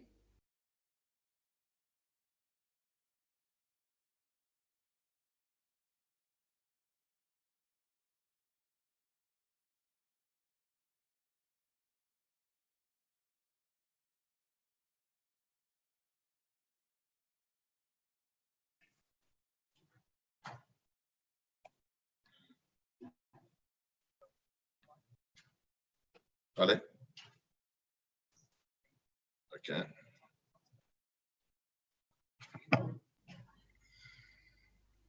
Fihla, you may proceed. Chairperson is now Yeah. loading the presentation, he's talking. Okay. No, thank you, Madam Chair. Thanks to the Provincial Executive Officer of SALGA.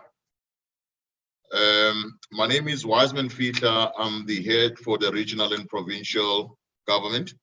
So what brings me here today is to basically bring together, what has been presented in previous by previous presenters.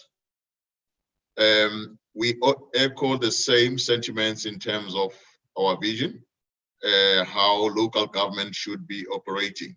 So my presentation is coined around advancing fourth industrial revolution, outcomes through local government as the coalface of government.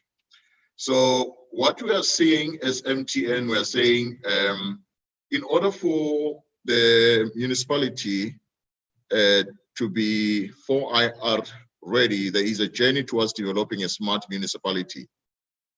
What you need is a political will, relevant skills, knowledge, sustainable funding with managed borders, availability of electricity grids and or equivalent, integrated infrastructure plan, policy and regulation, as well as trust and smart working principles. I know this has been echoed by previous speakers, and for that to be successful, a municipality would need to have a partnership framework that is manageable in terms of cost and basically open and transparent communication platforms and an ability to interpret business requirements and be able to implement. And what is the relevance of a smart municipalities towards the fourth industrial revolution? As I've indicated earlier, that municipalities are frontline facilitators and ushers of infrastructure and development, and at the core facing sphere of government that, amongst others, must ensure societal and development as well as citizen are understood and implemented.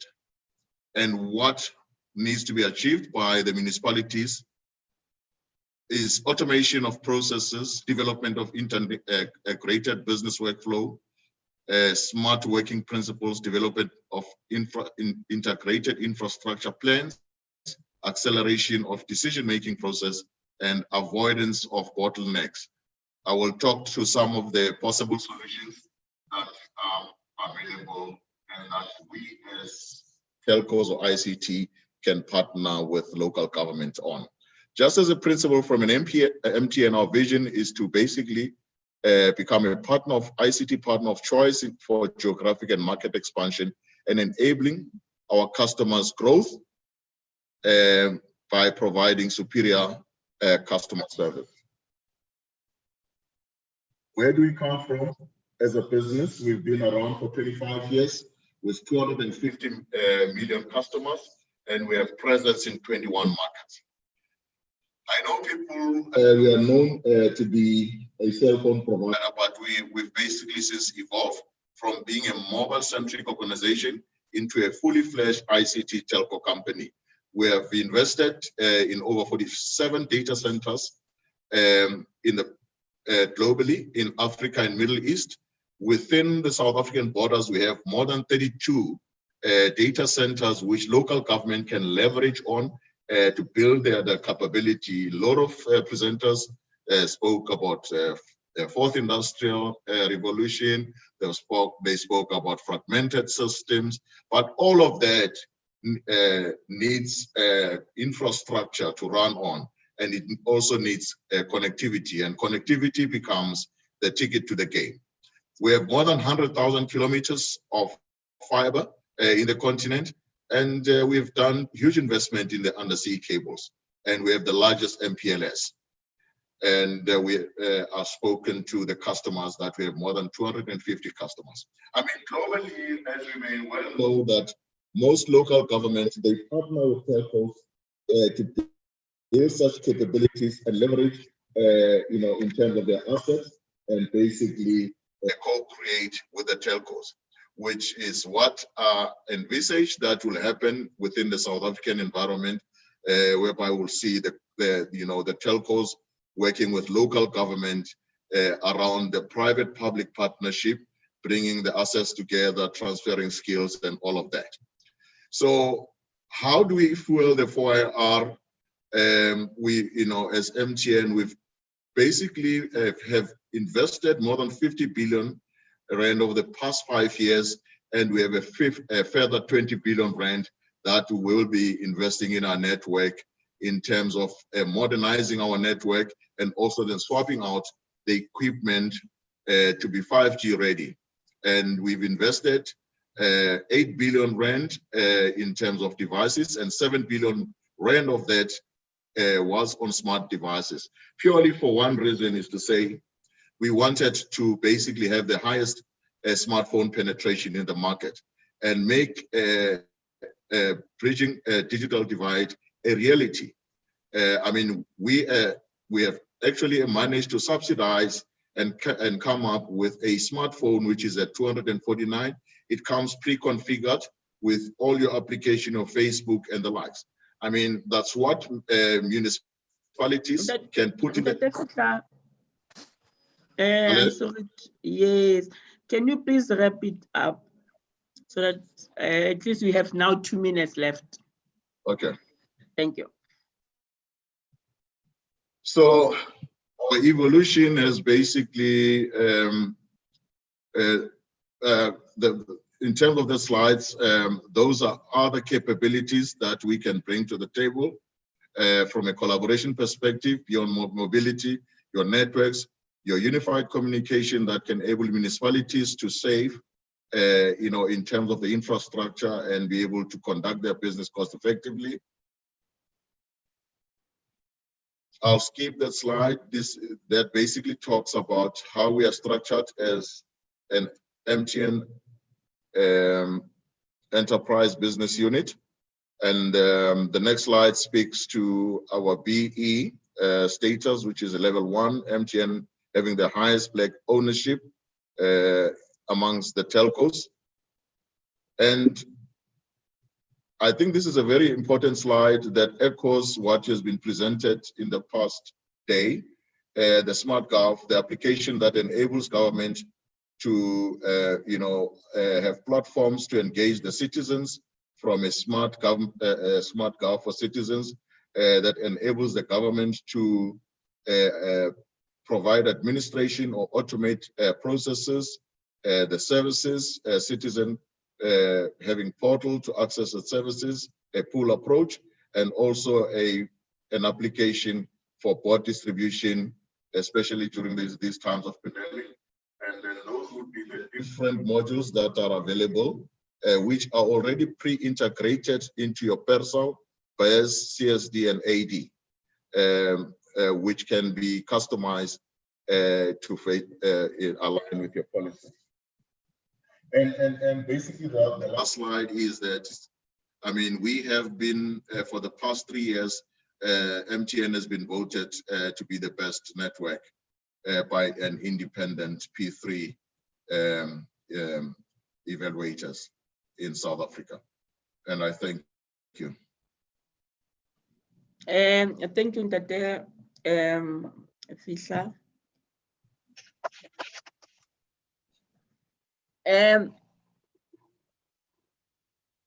Chair, leadership of SALGA and the delegates of PMA, I will now call upon the facilitator, Ndate Thuso Marumo. And Ndate Marumo is the CFO of Muqaka, is going to be responsible for panel discussion on financial viability and sound fiscal framework. So Ndate Marumo will then introduce his panelist. Thank you. And Ndate Thuso Marumo, the platform is yours.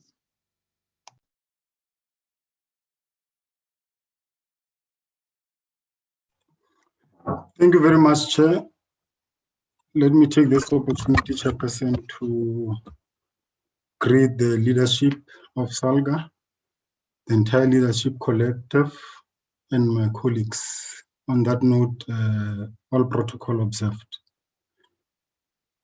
Chair, mine is straightforward. It's just to deal with the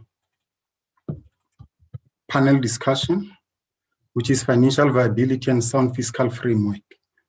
In terms of our presentation lineup, Chair, I'll call to the podium Mema Sego Chabalala from EPWP to give us a presentation, and then we'll move in that direction. Thank you very much.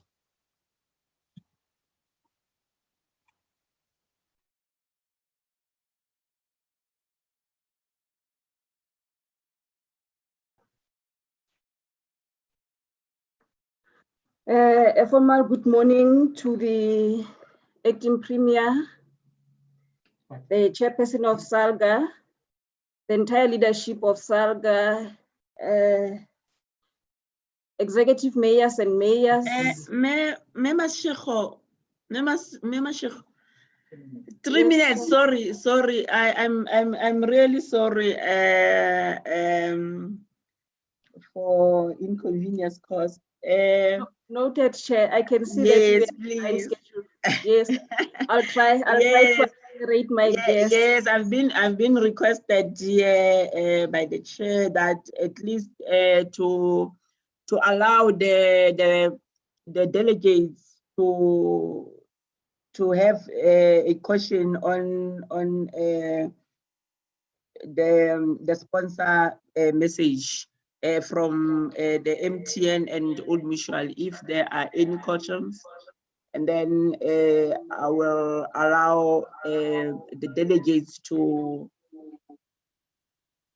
question the facilitators of that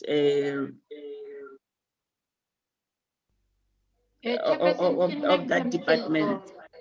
Oh, okay.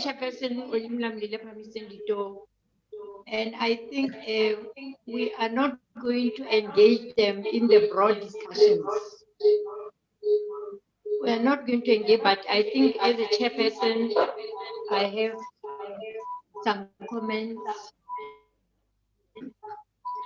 Yes. Firstly, I want to say thank you very much. Okay, thank you.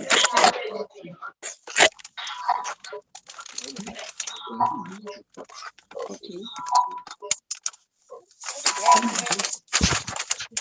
Chairperson, you may proceed. Okay, am I audible? Yes, you are. Okay. I just want to say we are not going to open discussions with them according to PDO, but as the chairperson, I think I need to make some comments and maybe give Ntate Manamela Mofao to go and think about what I'm going to say. Is that something that he may not respond to it now because it has been announced recently, if I understood it well?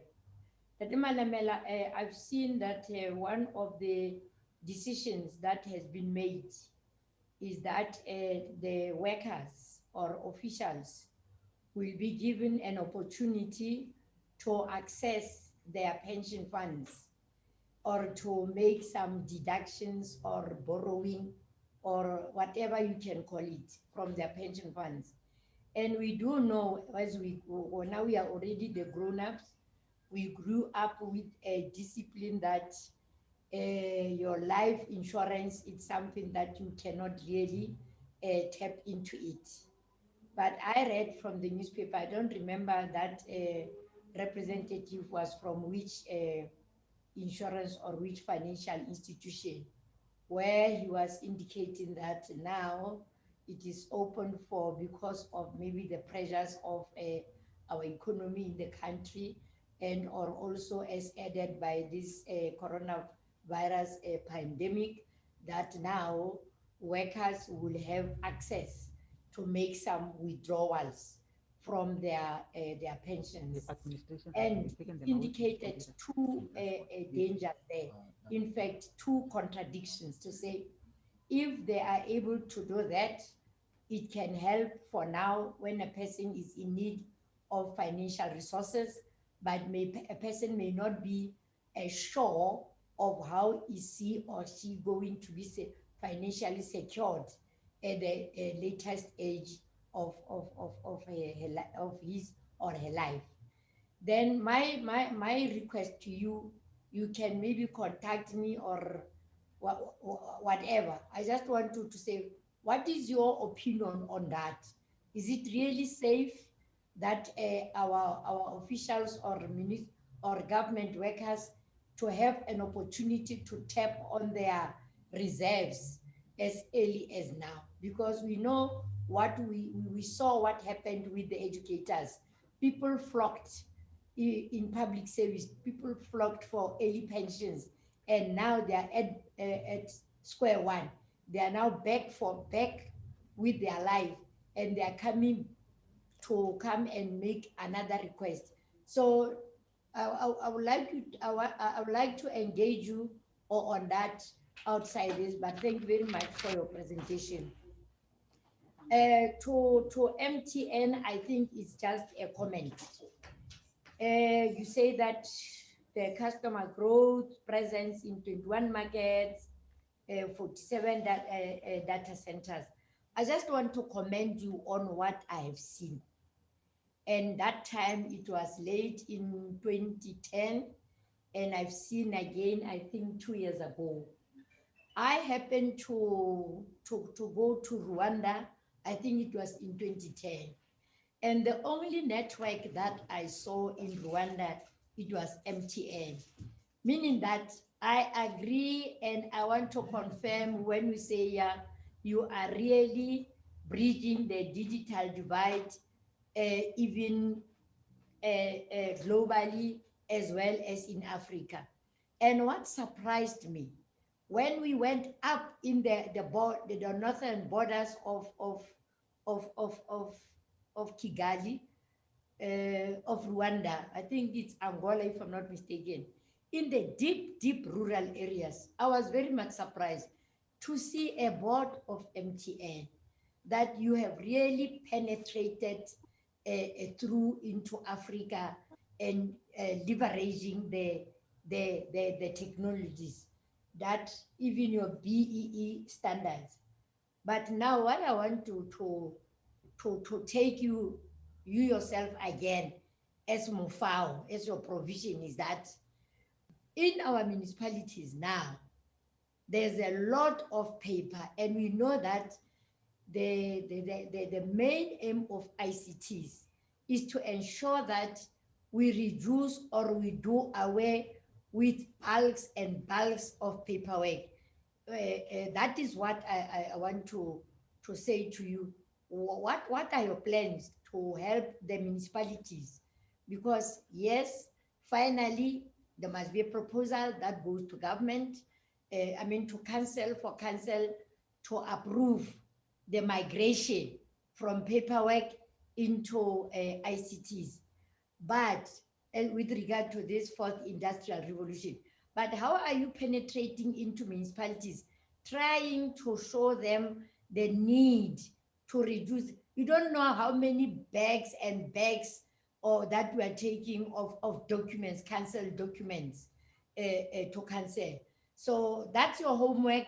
Just see how do you work with SALGA, how do you work with the municipal managers, just for that influence that even the councillors must be comfortable to say, no, with this gadget, I'm able to do one, I'm able to do two. For an example, I want to make an example about myself. At my age, I think I'm 63 years old. I had, because of COVID-19, I had 8 weeks ago to register online for a course with the University of Cape Town. So I was not at the beginning comfortable to say, is it going to work? Is it not going to work? And so forth. So how are you preparing yourself to zoom into councils, to reach out to the councillors, just to give them that comfort, to know that it is important how to get ready to get into fourth industrial revolution through leveraging these technologies for them to be able to be more comfort. With the Zoom, I see that they are really coming. They are really coming, and to them, it is exciting. But I'm worried about e-governance in terms of documentation. That is my input. So thank you very much, Old Mutual. We know that you are well experienced. You are green and white everywhere. Everybody knows you, and even the new products, though ours are still left behind, because when I say green, what excites green mama. But we are happy that you are moving with us. You are moving with the trends. You are also even involved in this COVID-19 pandemic fight. Thank you very much. That is my comment, because I really felt that it will be unfair that you have made a presentation and you don't get any form of feedback from us as the PEC of SALGA in the province. Thank you very much. Thank you, Chairperson of the session. Okay, thank you, Chairperson. Chairperson, can I allow Tate Manamela from Old Mutual to respond? Or you will, yes. Tate Manamela, are you still here?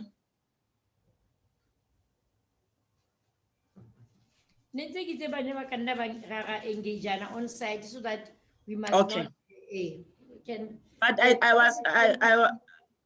I think to the question that you have raised, Chairperson, all of us, we have, all delegates have interest on it, but it's fine, Chair. Let us now go back to Ndate Marumo and the panelists. Thank you. Thank you, Chair. Chair, we were at that note where we had to get Mayor Chabalala to present, and I believe she's ready. If you allow, Chair, we may proceed. Mayor Chabalala, the platform is yours. Thank you, Dr. Marumo. Let me quickly share a presentation. Greetings were already passed, ladies and gentlemen. Let me, without any waste of time, go straight into the presentation. It is 16 minutes past 11. I promise that I will take not more than 15 minutes. My name is Masego Chabalala. I'm the Chief Director responsible for the Expanded Public Works Program in the Department of Public Works and Infrastructure. The presentation is covering a number of issues, mainly around the role of political leadership in the program, and we will touch a little bit on the targets for this phase, the current progress, as well as the challenges and proposed interventions. As most of the executive mayors and mayors may be aware, the National Department of Public Works and Infrastructure introduced the protocol agreements in the EPWP phase 2, and we had successfully signed agreements for phase 2 and phase 3. What is important to note about the purpose of this agreement is just to have a formal structured framework for coordination of the program between parties, between three spheres of government. It's also aimed at promoting objectives of EPWP by advocating for labor-intensive construction methodologies as we execute our programs, and also to set a framework for incentivizing all the hardworking public bodies that implement the program.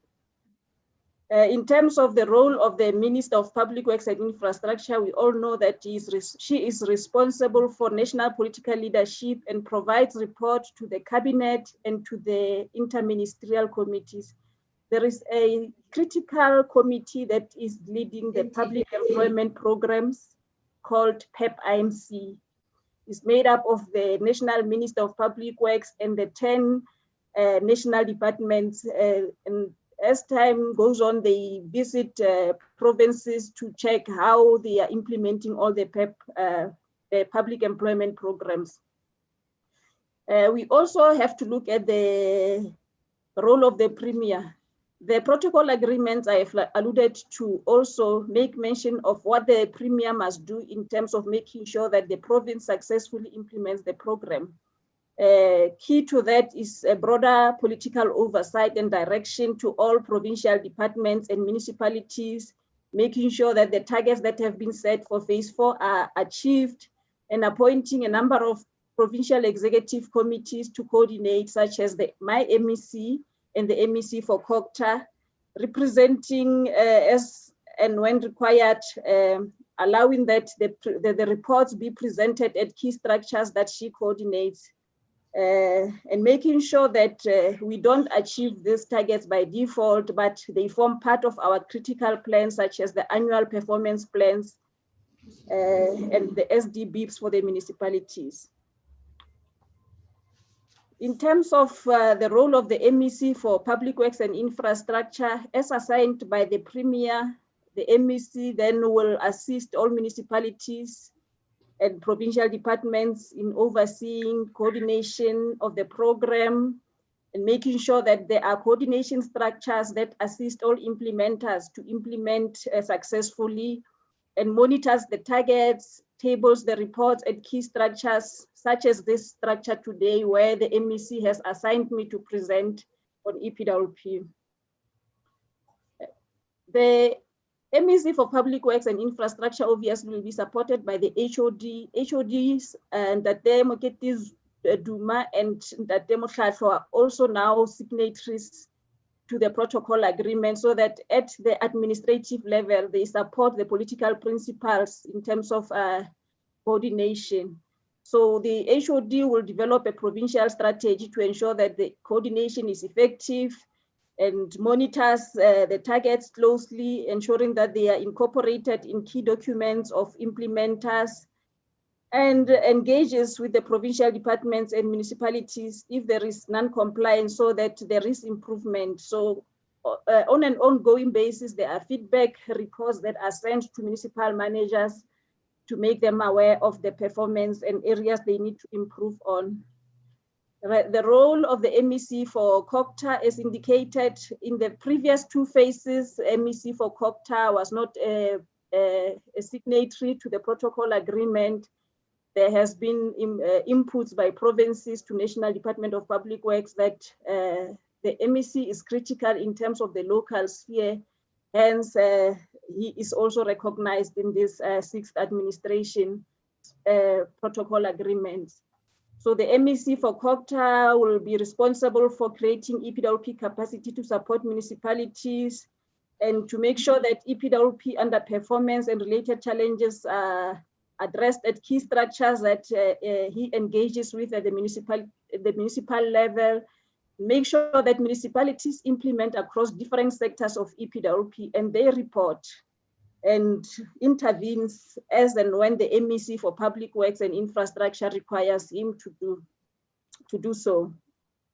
Like the MEC, like the HOD for Public Works and Infrastructure, the Demoketi Duma is also responsible to support his MEC as well, to make sure that he fulfills his support functions in terms of the program, and critical as well to lead the CWP to ensure that they report to the province in terms of the contribution in, on work opportunities created. Let me also, before I forget, thank all the executive mayors and mayors that have already signed the protocol agreements. They are en route to the MEC for COCTA as we speak, and they will be going to the Office of the Premier for finalization. The National Department of Public Works has indicated that the route they want to take this year is that once all the provinces have signed, the minister will coordinate a virtual sign-off ceremony so that there can be that revival of the commitment, the political commitment to the program.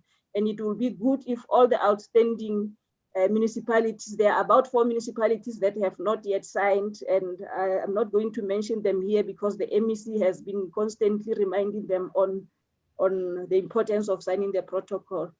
The mayor in each municipality will provide the political oversight and direction on the program and appoint a member of the mayoral committee to coordinate.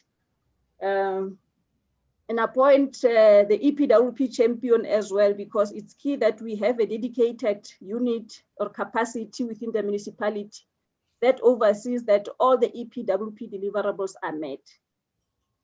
The mayor will also ensure that the municipality plans for achievement of the phase 4 targets as in the annexure to the protocol agreement. To achieve the roles of the mayor and the executive mayor, it means that the city manager, in case of the metro or the MM, will also put in place the listed administrative functions that I'm not going to read line by line to make sure that the mayor fulfills those obligations as signed for. Key as well is to also remind ourselves of the support that we enjoy from this, from the SALGA Free State. I can confidently say this, Chairperson, that as we engage at national, Free State is singled out as one of the best practice model in the way we work with the provincial office under the leadership of Ndate Futwa, and as well as the critical working group, economic development and public employment programs led by Councillor Mashia. We have made a lot of strides with the partnership. We've engaged municipalities one-on-one, and we have seen improvements. SALGA then is responsible for providing support as indicated on the implementation in line with its mandate, and this also makes a provision for reflecting on EPWP performance for all municipalities and ensure that the EPWP is included as an agenda item on strategic meetings targeting performance, exactly what we are witnessing today. There are phase 4 targets set for the province as articulated in each year's State of the Province address. In the last financial year, the Premier promised the Free Staters 50,000 work opportunities, and we were able to achieve 130% thereof. So as time goes on, we'll also be providing progress against what the SOPA has promised, but it's also good to note that for 5 years, for this current administration, the Free State is promising to at least deliver 270,000 work opportunities. The national sphere is also setting the 5-year targets. Here we are just indicating that for the previous phase, the target was 120,000 work opportunities. Let me skip, this is a provincial sphere. For municipal spheres, in the phase 3, which ended in 1819, municipalities were expected to deliver 84,000 work opportunities, but unfortunately we only delivered 36,000, which is 43%. The phase 4 targets are out. We were also able to analyze the variance from the phase 3. We said we were supposed to deliver 84, we delivered 67. Now we underperformed by 31,000 work opportunities, which means that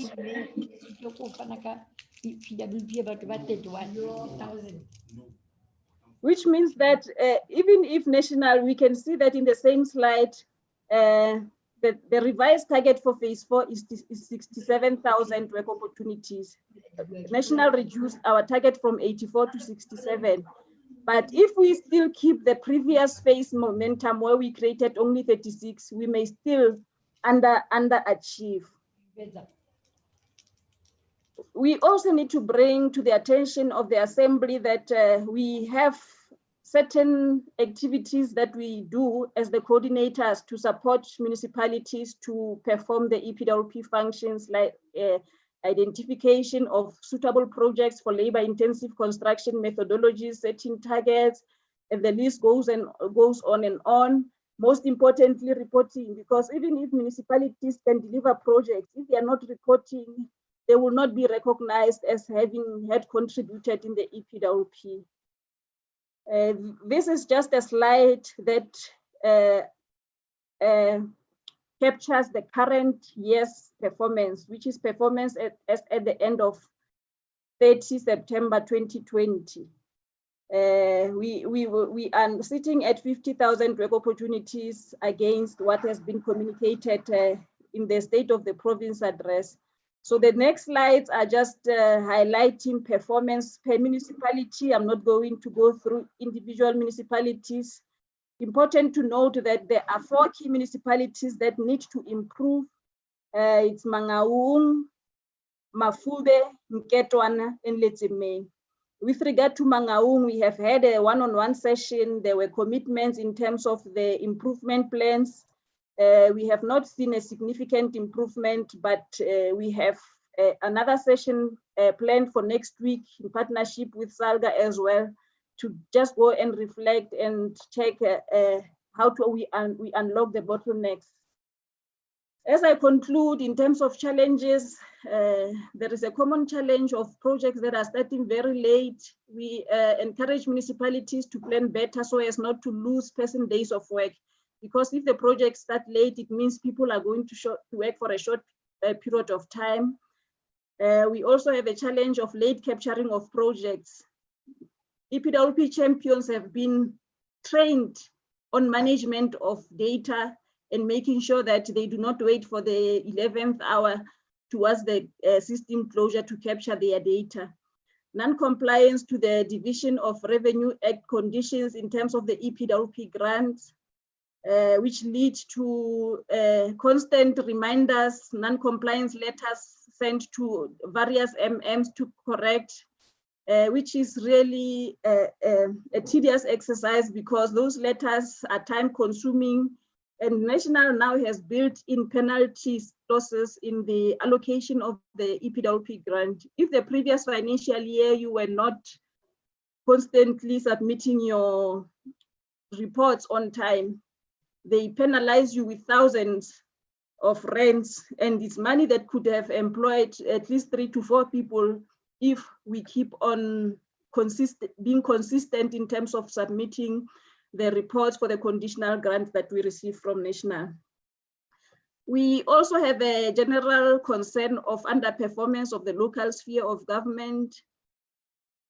We attribute that to the fact that we are not yet there in terms of having our plans, sitting down, looking at what National wants us to deliver, and looking at our budgets and commit on what is deliverable according to the budgets. That is the strategy that provincial departments have already started to implement, and we are also advocating for municipalities. As we have one-on-one session, we say, we acknowledge that the nationally set targets might be low, but it's also important that we convince National, if we underperform, that these are the budgets, we have reported everything that we are implementing. It means these targets are not feasible. But in the absence of our own internal plans, it's difficult to also justify that the targets are unrealistic. With the underperformance of local municipality, joint support interventions in partnership with SALGA are beginning to bring desired results. And we hope that those sessions are going to continue getting the support that we get from municipalities as we request meetings to come and just deliberate on the EPWP performance. The poor internal coordination of EPWP within municipalities, we would like to plead with the executive mayors and the MMs that let's have a structured approach in terms of coordination internally and get these quarterly reports It's also embarrassing when the MEC of Public Works and Infrastructure tables performance reports at strategic structures and the executive mayor sees his performance for the very first time. So those are the issues that we want to eliminate so that EPWP is reported continuously, targets are monitored, and the champions are held accountable for the activities that they are responsible for. Thank you very much, Program Director. Thank you very much, Mama Seho, for your presentation. Despite the fact that we are not on the time, but it's quite key for the entire Free State that we have an ear to that presentation. And then on that note, while our next presenter from AGSA is preparing, maybe we can take 2 hands in terms of any clarity seeking question or inputs to the presentation before we move to our next presenter, or while Dade Lutando is still preparing to load his presentation. By show of hands, that will be appreciated. If none, we'll move to the office of the AG. I see there's no hands from the delegates. Okay, on that note then, thank you very much, Mema Seho, for your, oh, yes, one hand. Chair, you can come in. Okay, thank you very much. In actual fact, it is for Executive Mayor's PMA. As you see, we are seated here in the boardroom. He can come closer and speak. Okay, Chair. Thank you very much, Chair. I want to refer my question to Masiho, if I pronounce correct. Yes. Chair, can Masiho give us the municipality, because you are saying there are municipalities in the Free State who did not sign an agreement. So that is SALGA were able to make sure after this we persuade the Menos Lilo to make those municipalities to sign the agreement. 2, I would like to Masiho can perhaps at some stage to come and talk to the POBs first, because what is said and versus what is on the ground, there are 2 complete things. He's complaining, I think we're behind about 13,000. It shows that there's no proper communication or within them and us. When I'm saying us, I'm not referring to the MECs. I'm referring to the mayors. I'm giving an assurance. You can say now, Mayor Ole as a mayor of Mangaung, we want 10,000 EPW. You'll close your eyes. When you open 2 minutes, you'll be there at 10,000. You can say that this year in Tukuluho, we need 3,000. You close your eyes. When you open at the 3,000, will be there. So if now saying we're behind with 31,000, if I've seen it there, it shows that there is a gap between us and them. How best can we make sure that there is a mutual or a proper coordination of the EPWPs? Because as far as I'm concerned, I was told I'm having the list of, I think there are 4,000, 5,000, but I was told that my list is only 800, but I see here I'm having 600. But I'm having the list as I'm speaking with you now, and it's a challenge. I'm personally referring to Machabi. There is a lot of people that even now can give, I said, give me the list, is there the list? So it shows you that the gap between Mama and us can perhaps organize and meet with us within the few days, Chair of the province, so that we're able to deal with this matter of the PWP. Thank you very much, Chair. Thank you, leadership. Mema Seho, can you please announce the 4 minutes so that we move on to our next presenter? Thank you. Thank you, Tete. The municipalities with outstanding protocols are Mohokare, Tokoloho, Machabeng, and Nketwana. Thank you very much. The second point, I take it as an input that must be escalated with my MEC. I will make it aware so that we can act in terms of responding to it. However, I must also just remind the meeting on the funding mechanisms for the expanded public program. each municipality, each department has to make use of the line functions budgets, the budgets, your MIG, your water and sanitation grants, to the infrastructure grants that are available. That's where we start to make sure that we optimize creation of employment. National government comes in the form of the incentive grant. It's not a lot. It's about 1 million per municipality. You are able to get more if you just prove that you are really taking the program to another level in terms of your own internal contribution. So we will make sure that the recommendation of Councillor that SPMA is implemented. Thank you very much.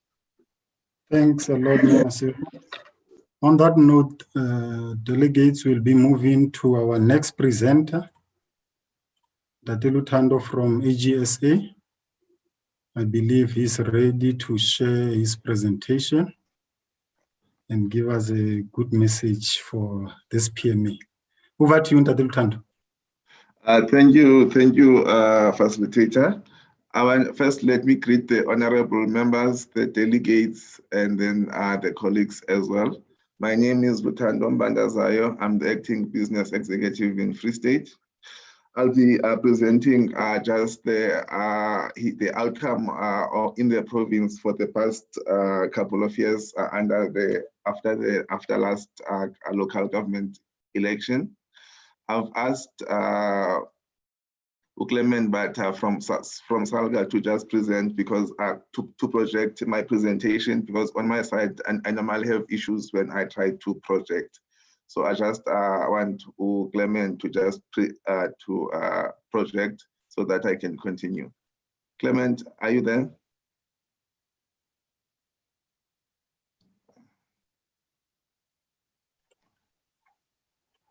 Okay. Sorry, is it the one that you sent through to SALGA? Yes. It's fine. Let me put it up quickly. Okay. Thank you, Tuso. This one. Yes. I think Tuso, okay, go down to where we've got audit outcomes, né? The next one. Yes. I'll start here. I think this is a picture that we have from 2015-16 up to 18-19. You can see that in 15-16, the province had a clean audit, and this was the last term of the before the elections. But what we notice is that after elections, we've noticed a trend where there is a reduction in audit outcomes each time there's after the elections. And what we have done around 15-16 again, we spoke to the leadership in the province where we said, you know what, maybe the leadership must just go and check to say after each elections, we always saw that there are movements in terms of the administrative leadership as well, where MMs, CFOs, and so forth, Section 57 managers, their term is ending and then new people come in. So we said maybe there needs to be something that is done where good performing people are kept, so that the municipalities that have shown improvement in that term, they are not put in a position where they have new management that must start to learn the new processes and so forth. Because what you've said was that these improvements are not sustainable, because they almost start afresh every year, as it has happened in this term. Because you can see in 15-16, the province only had 2 disclaimers, but the following year after the elections, there were 7 disclaimers. Thereafter, they started to work on it up to now, where we've got 3 disclaimers. But another worrying trend that I want to highlight here is that the number of outstanding audits, we started to see this trend coming from 17-18, and then it increased in 18-19, where we've got municipalities that are not submitting their financial statements for audit. And some of these municipalities are under administration, and others have not submitted financials for 2 consecutive years now. And even this current year, the financials that we received on the 31st of October, still we had about 8 or 9 municipalities that did not submit their financials. So this is just something that I want to highlight as well now. Okay, thank you. I think so let's go over to the next one now. Okay, I think another area that we audit is findings and performance information, where you can see that still the same trend here is happening, where in 15-16, this is the last term of the previous administration, things were starting to look good, but after the elections, due to the changes in leadership, changes in management, and so forth, you start to see this regression, of which it takes time for the ball to start rolling and for these things to be under control. So that also affects the performance information. As you can see that last year time, which was 18-19, 17 municipalities had material findings on performance information. Okay, let's go to the next one. Okay, yeah, the next one is on compliance with laws and regulation. This is the area where the province is struggling. Last time there was no municipality that had findings on compliance. It was in 15-16 with phase letter B. This was the year when phase letter B was clean. Thereafter, every year we always find findings in the non-compliance. And I think this is one of the things that is preventing the province from attaining clean audits. If the province can focus on compliance, it can start to have clean audits. Thank you. So over to the next one.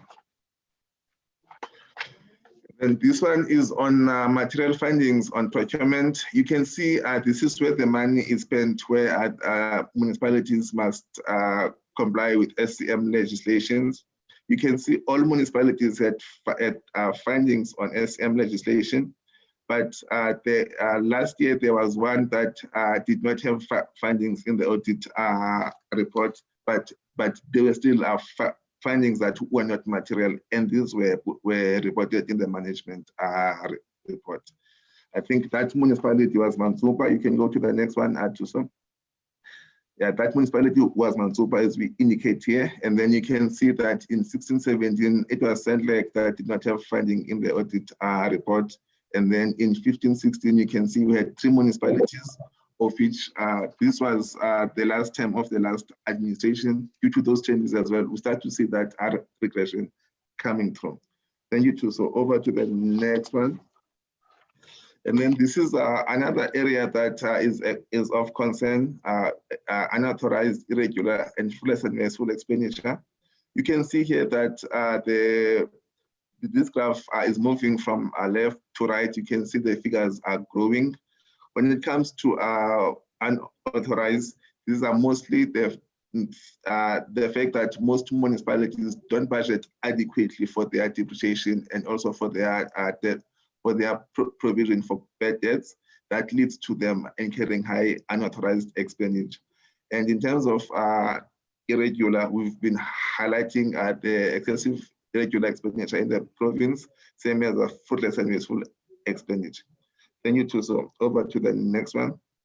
Okay, this is now where we've got some common SCM related findings that we have noticed in this term. I'll just highlight a few where we've got poor planning and procurement plans that we've noticed. These lead to the municipalities at times going out on deviations. And when we audit those deviations, we find that at times those deviations are not valid. And also even the motivation is not fully substantiated. We also come up with instances where there's no competitive bidding process, or where the composition of the bid committees is not adequate. And then also the findings that you address, we noticed that there's a slow response to address the audit findings that we raise on non-compliance, especially on SCM, and also the fact that at times there's lack of accountability for transactions in this area. Okay, so let's go to the next one. I think this one is just the potential risk and challenges with COVID. I won't go through the slide, just for information to the members. This one too, so I will skip. Let's go to the next one. On financial health, I think this was mentioned as well by the previous, I think the MEC COGTA did touch, same as Treasury. The province in terms of financial health is not doing well. You can see that all the 17 municipalities that we assessed, they had material unfavorable indicators, of which 2 had, they did not have material unfavorable indicators, but there were still concerns that were noted, hence they are yellow. And mostly this, you can see this by the fact that creditors are not paid on time, the high debt of ESCOM, Motorboard, and so forth, as it was indicated in the past. Also the collection part where the municipalities are not collecting on time. And we've noticed that most municipalities are moving in terms from conventional meters to prepaid meters, because their motivation is that this will increase collection as well. But we see that this does not always translate to increased collection, because even after municipalities move to prepaid meters, they don't implement the controls that are needed to monitor and to track the consumption and to put preventative measures so that people don't tamper with these meters. And then, yeah, as a result, we don't see any benefits so far in terms of the prepaid meters that are being put, because they have not translated in any meaningful increase in the collection. Okay, another thing that here I want to highlight is just the distribution losses. I think we've seen that as much as the province is in financial difficulty with poor collection and high debt on ESCOM, most loss is incurred in terms of distribution loss of electricity and water. And we know that with high debt on ESCOM, I think if the distribution loss can be managed and are reduced, that can go a long way in terms of improving the financial health as well. Okay, so let's go to the next one. I think here is just to indicate which municipalities that had yellow and green. You can see for the years for 15-16, Fezile, Dabi, and Lechule-Putswa, they did not have any concern on financial health, of which in 16-17 it was Lechule-Putswa, and again 17-18 the two did not have concern on financial health. Thank you. Let's go to the next one, Tuso. These are just areas of greatest vulnerability where we want, I think, the leadership in the province to just also focus on. It was mentioned first in terms of, okay, on the financial records. When you audit, we find that at times at the auditing process, it becomes long and expensive because the record keeping is not good. And in the past, this led to many disclaimers, but we've seen the province has worked hard to reduce this. But I think here there's still a big room for improvement. And then especially on areas that affects performance information, where we're still struggling to get the necessary documents that prove what the municipality has achieved for the year. Compliance as well is another area of which I've mentioned it as well in the past, same as SCM. Financial health is another area that leadership needs to focus on. And then lack of consequences, that's another area that it needs to be looked at. Thank you too. So let's go to the next one. These are the root causes that we've been mentioning in the past. First is just the blatant disregard of controls, compliance with laws and regulations, as well as our recommendation. We also mentioned the continued capacity gap in administration. This we see by the fact that at times municipalities will rely mostly on consultants, and sometimes you find that these consultants cannot even transfer the skill because of the gap that is existing. The vacancies, as I've mentioned, as well as unethical behavior that at times we see in administration and political leadership. This you see in terms of regular expenditure and the conflicts that we normally identify on SCM and we report on. And then there's also the leadership that is either not acting or acting inconsistently in dealing with transgressions. Thank you, Tuso. Let's go to the next one. This one is just the assurance that we normally assess for the council and the MPEC. I think on the council, we normally assess things like how do they deal with unauthorized, irregular, and fruitless and wasteful expenditure.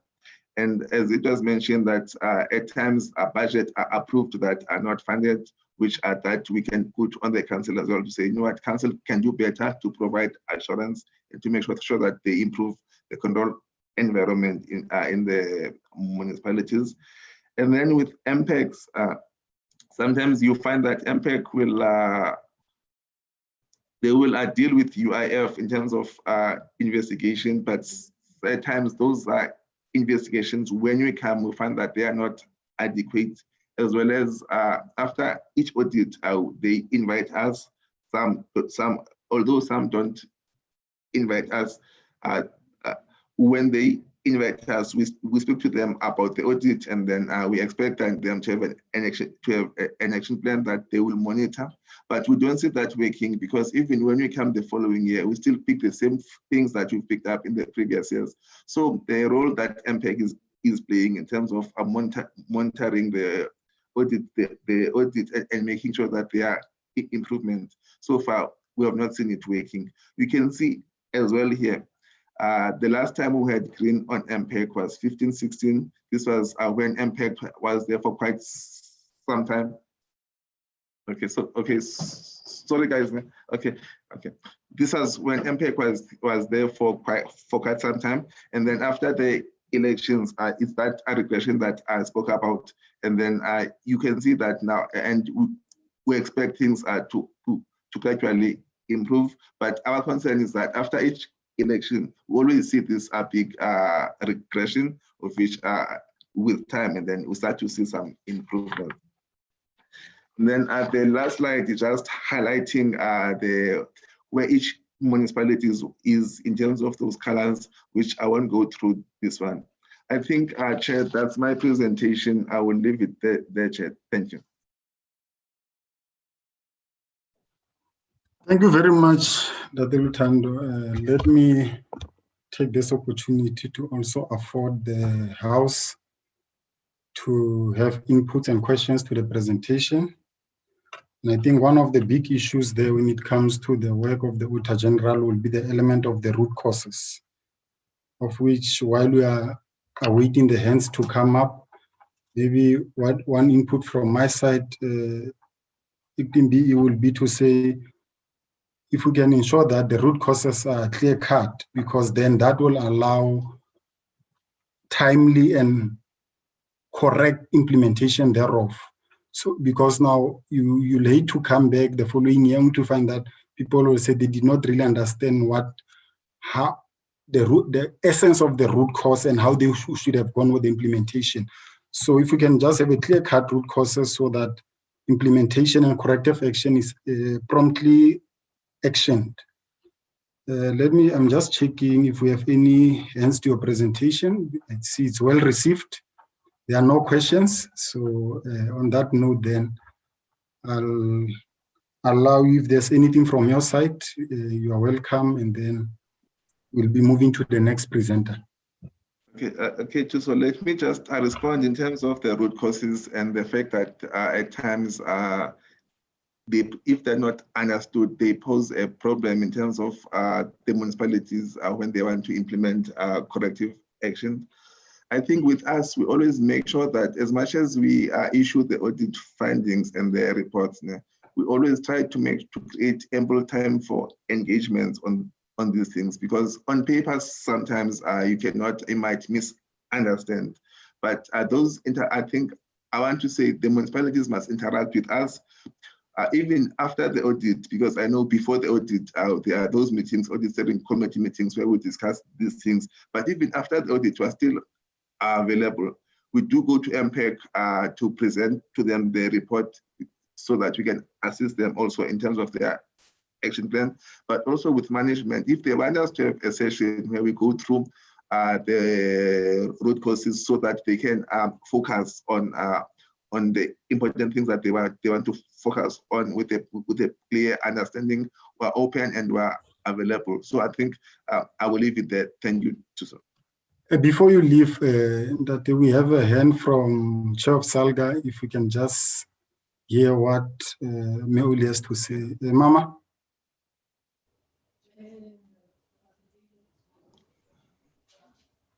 Now, I'm putting my question on the chat.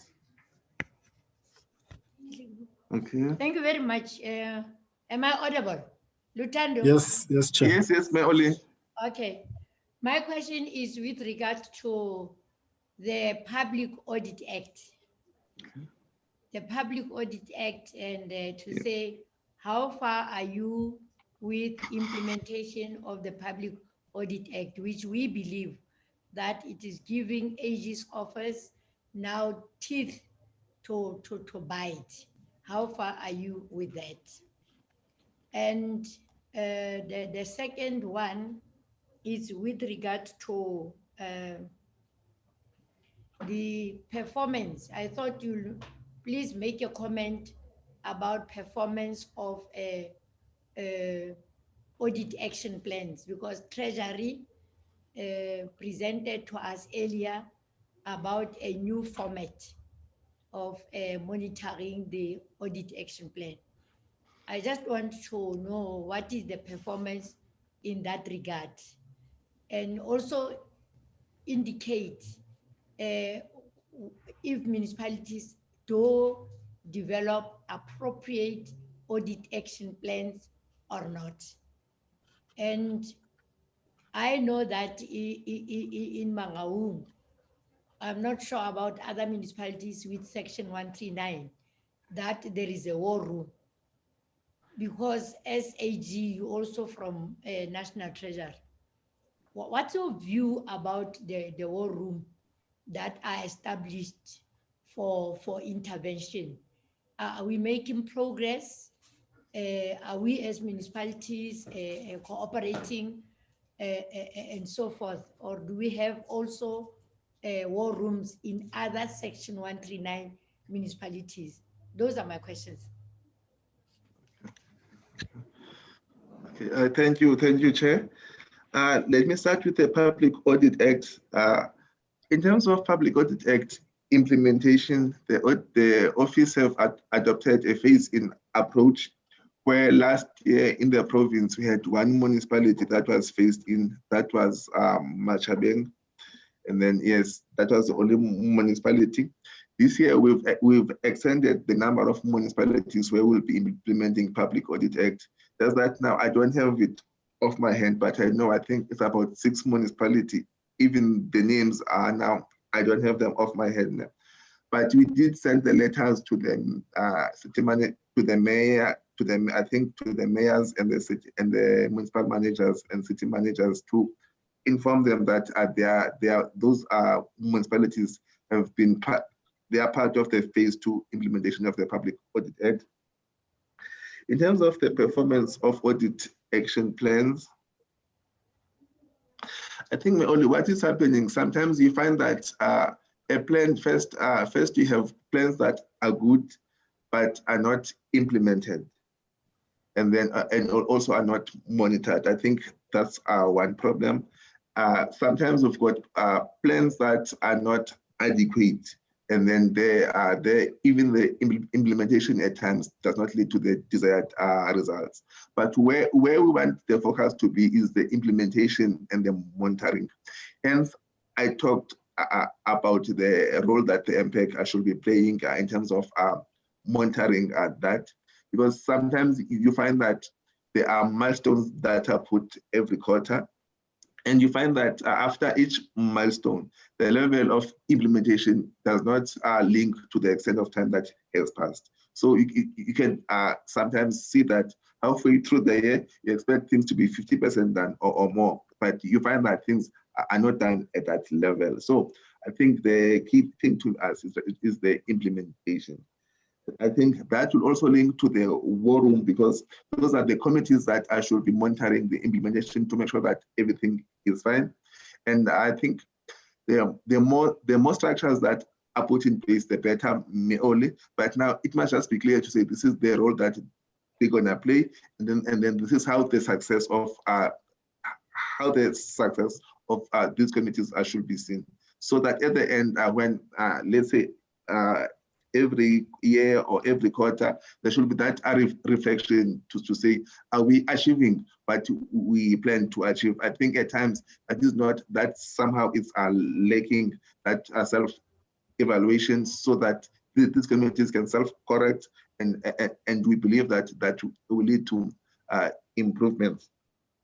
In terms of, I think I did touch on the audit action plan. I did touch on the, yes, I think I've touched on everything, Meoli. I'm not sure if we are covered. Thank you.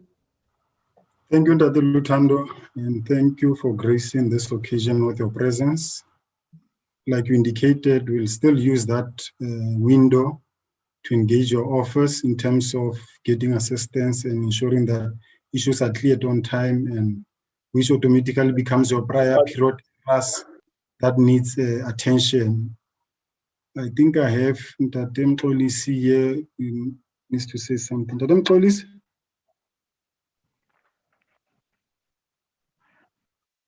I think maybe it's just the mic issue, which was not on. So I think on that note then, and Ntate Lutando, thank you very much. We appreciate your presentation. Okay, and then Chair, going can I to be be moving. excused, Chair? I have another commitment, Chair. Okay. No, thank you. You are welcome. Okay, Enjoy Chair. Thank you, Chair. further. Thanks. Next up, we are going to be dealing with the national task team developments in terms of bulk service debt, in terms of electricity, and the restructuring thereof. Mr. Ngidi, I believe, is ready to present. I'll just ask Baba Mxolisi to just switch off his mic. I think it's just putting him on the spot accidentally. So, Ngidi, are you with us? Are you ready? Can you share your presentation, please, so that we proceed? Good day. Sorry, can I talk?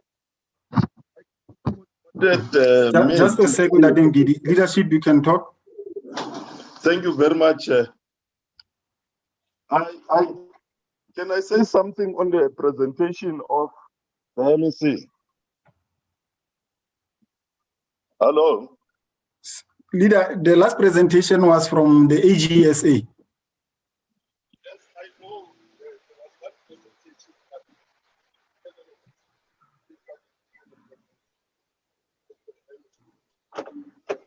We can barely hear you, leadership. Your line is cutting. Yeah, I'm saying the presentation of the MEC, we didn't have an opportunity to engage it. So I really want to say something on it. You have the platform, leadership. Okay, thank you very much. The MEC indicated that the financial recovery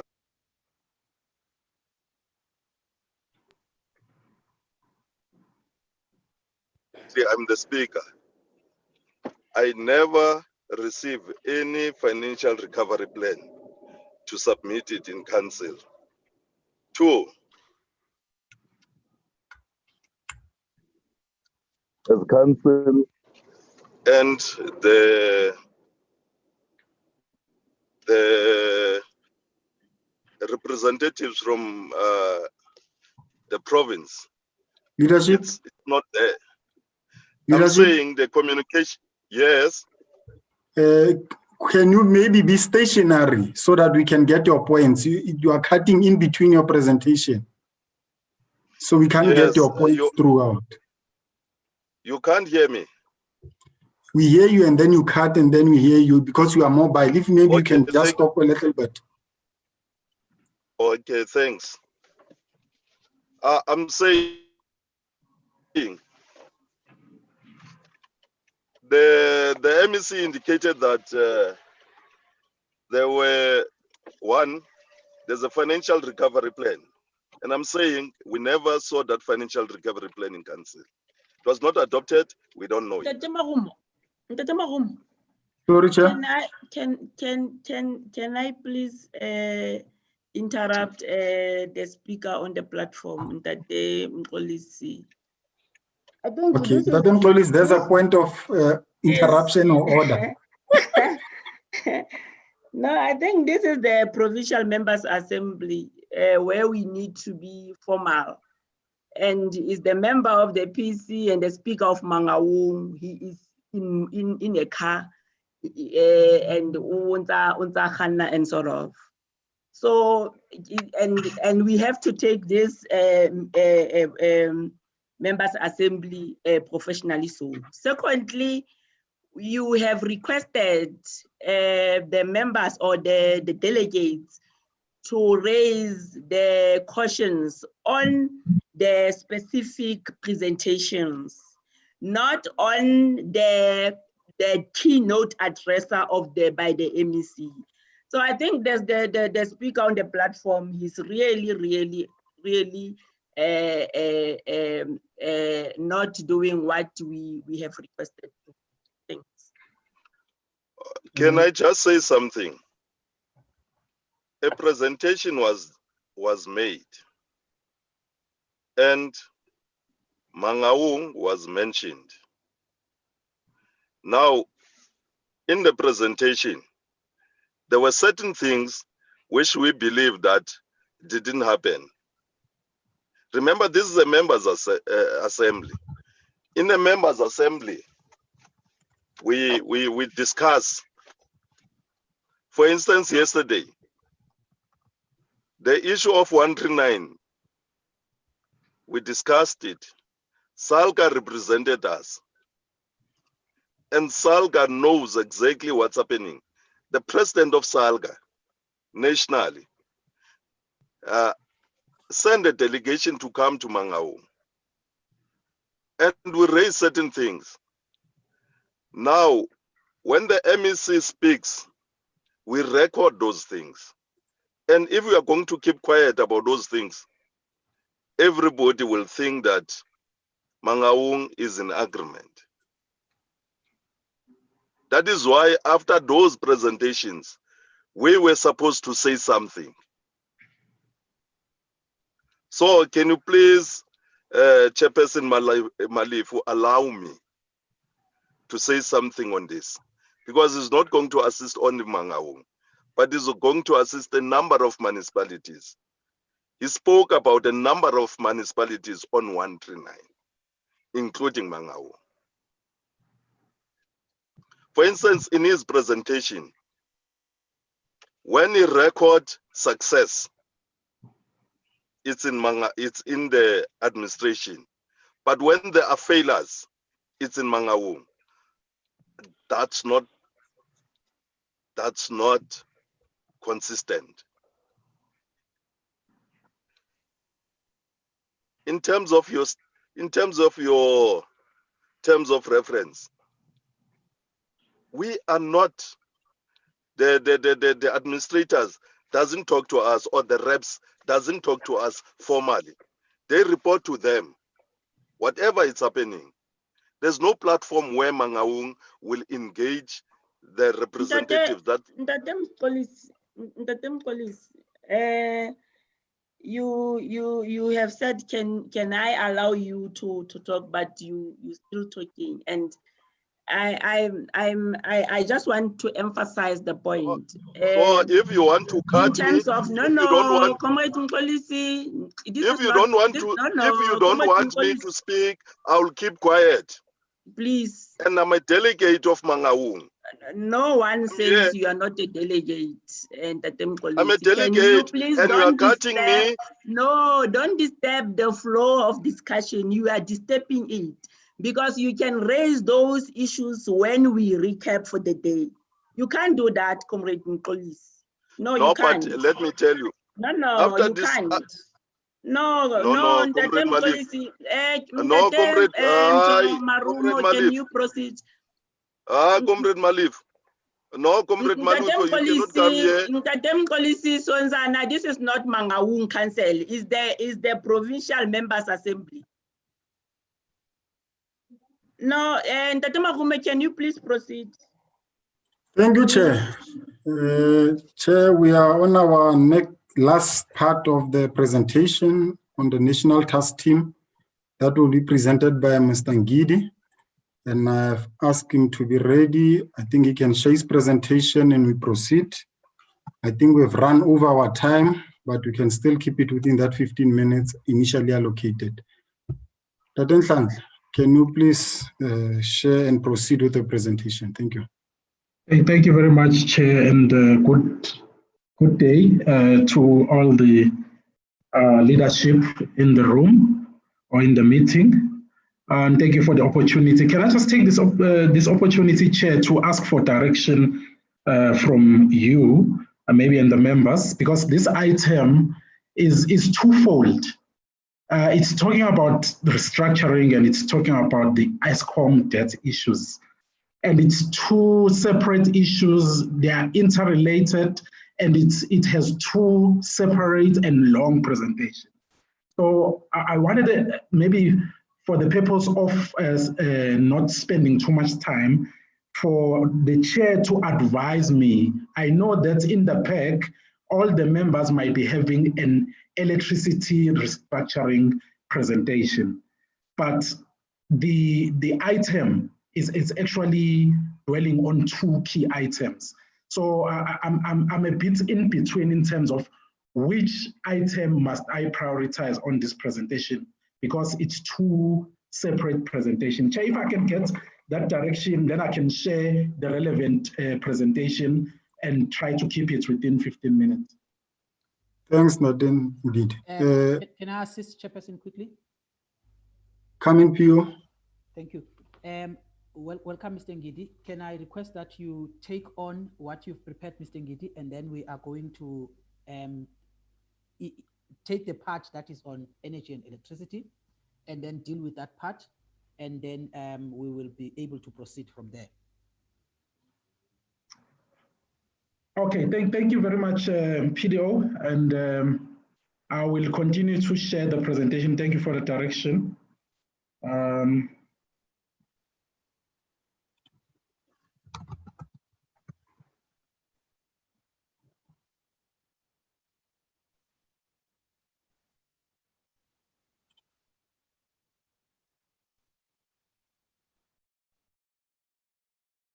So, and thank you again to the Free State membership and leadership for the opportunity to present on what is happening at national level around the EDI restructuring and or EDI reform.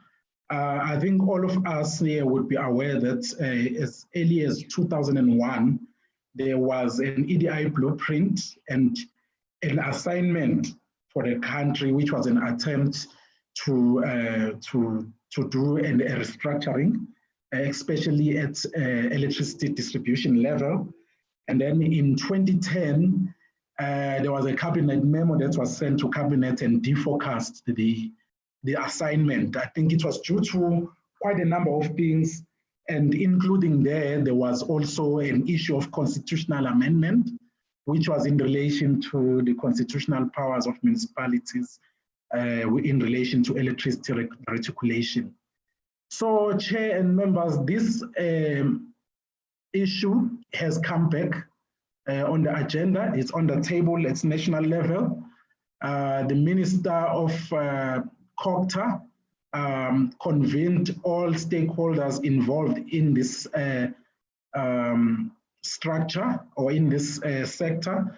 SALGA, ESCOM, DMRE, COGTA, DPE, and yeah, just everyone who is a role player in the EDI industry, where there was a conclusion at the meeting that there must be a discussion paper that must be developed, because it emanates from the debt issues that is haunting most of our municipalities and most of our members.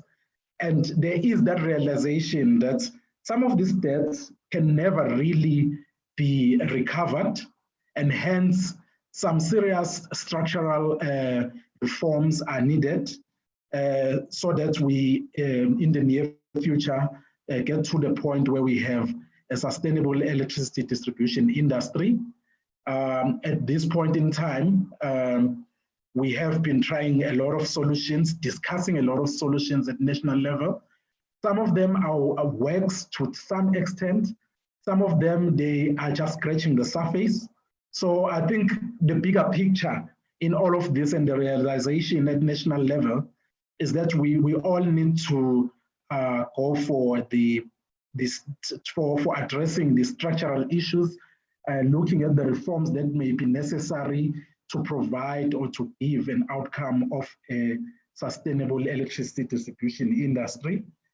So what I'm going to discuss as part of this presentation, and I'm going to try and keep it within 15 minutes, discuss the approach on the process at national level, to discuss the issues around powers and functions. I'm going to just touch base on them because I think people in this room understand exactly the issues of powers and functions, and also to discuss a roadmap, and also to discuss how SALGA should take this forward. Basically, I think the last point is not necessarily to discuss, it's maybe to get a few inputs from the members of the Free State on how exactly must SALGA engage on these discussions and what should really be the mandate of SALGA. But within the presentation itself, you will see that SALGA already has the prelim views around the national process and what is happening at national.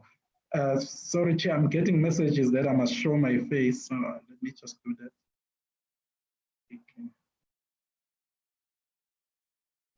Okay, I hope the members can see me.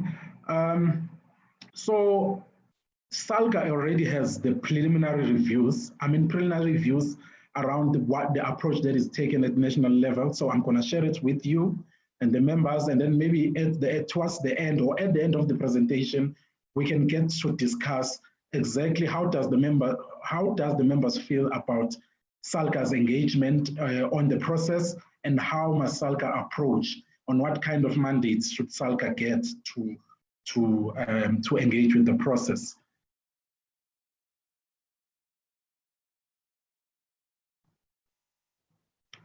So I already talked about the background where the Deputy Minister Tao requested that all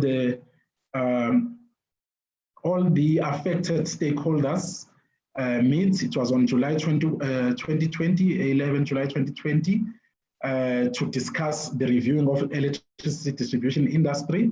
And this is in line with the recommendations of the IMTT report of 2018. And the minister indicated that the idea was not to reinvent the wheel, but to just to make sure that we look at the work that has already been done.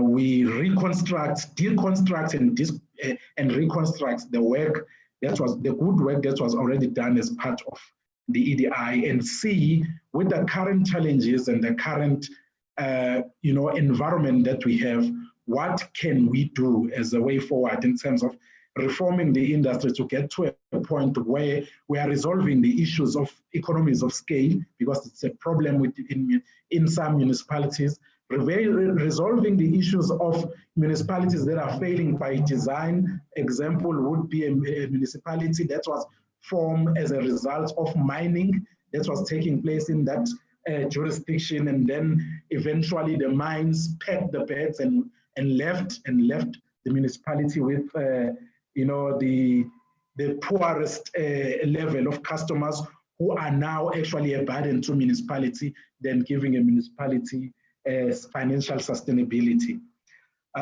Also, on that day, there was a presentation that was done by MISA. MISA already has also its preconceived views around what the restructuring must look like. But at the end of this meeting, it was agreed that there is going to be a task team led by the Department of Mineral Resources and Energy that will prepare a discussion document whereby a start will be a clean slate, not put forward recommendations or options at the commencement of the process, but rather to draw on the past processes and lay the basis of the restructuring reform process. So at this meeting, it was agreed that SALGA and COGTA should have common position before meeting the DMRE in terms of preparing the document. Also, there was a working group that started working on a discussion paper, and that was presented in the bigger working group which SALGA is part of. I think I'm going to talk about what the paper what is talking about exactly, what the paper is recommending. So I think maybe the fourth bullet is I think it's getting ahead of the detail I'm going to present in the presentation, so I'm going to skip it. Also, so at this point in time, I think because of what the SALGA views around the first discussion paper, there is that impasse, or should I say a standoff around what should be the process going forward in terms of that reform. Because the discussion paper at this point in time is already preempting what should happen in municipalities when we are reforming. But SALGA's view, the team from SALGA views the discussion paper as a process of detailing and outlining a roadmap towards getting into solutions and reform proposals.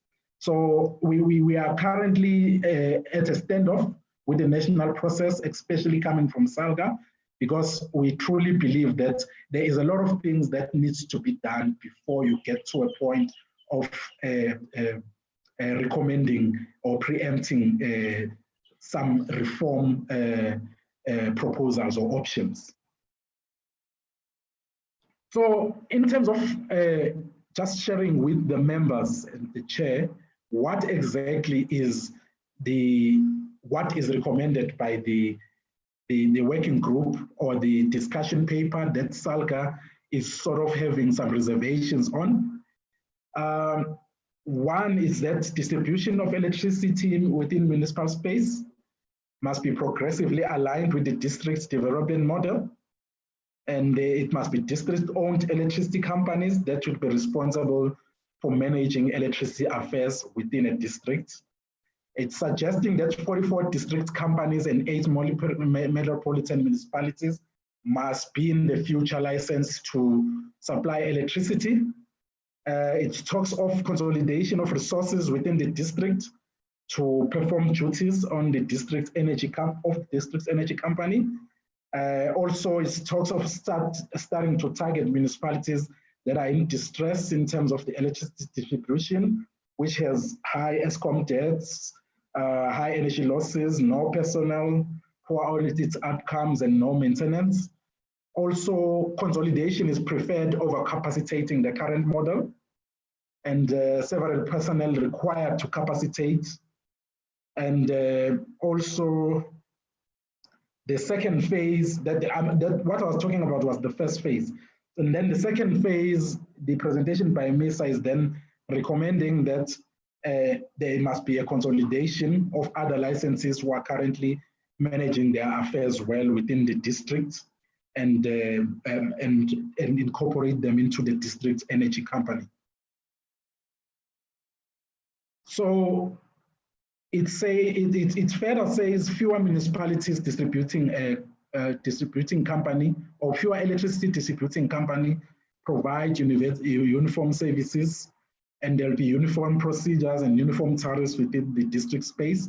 As you can see, this is already sounding like the reds, but it's an approach from the district level.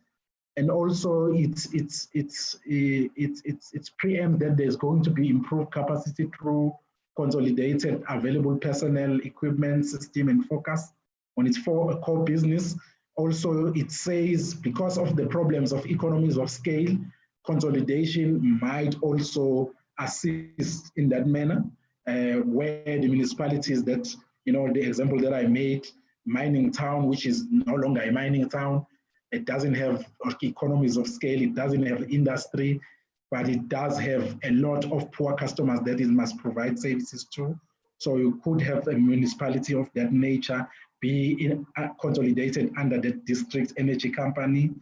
And also you could have better deployment of support initiatives by government to a larger but fewer and more manageable district companies.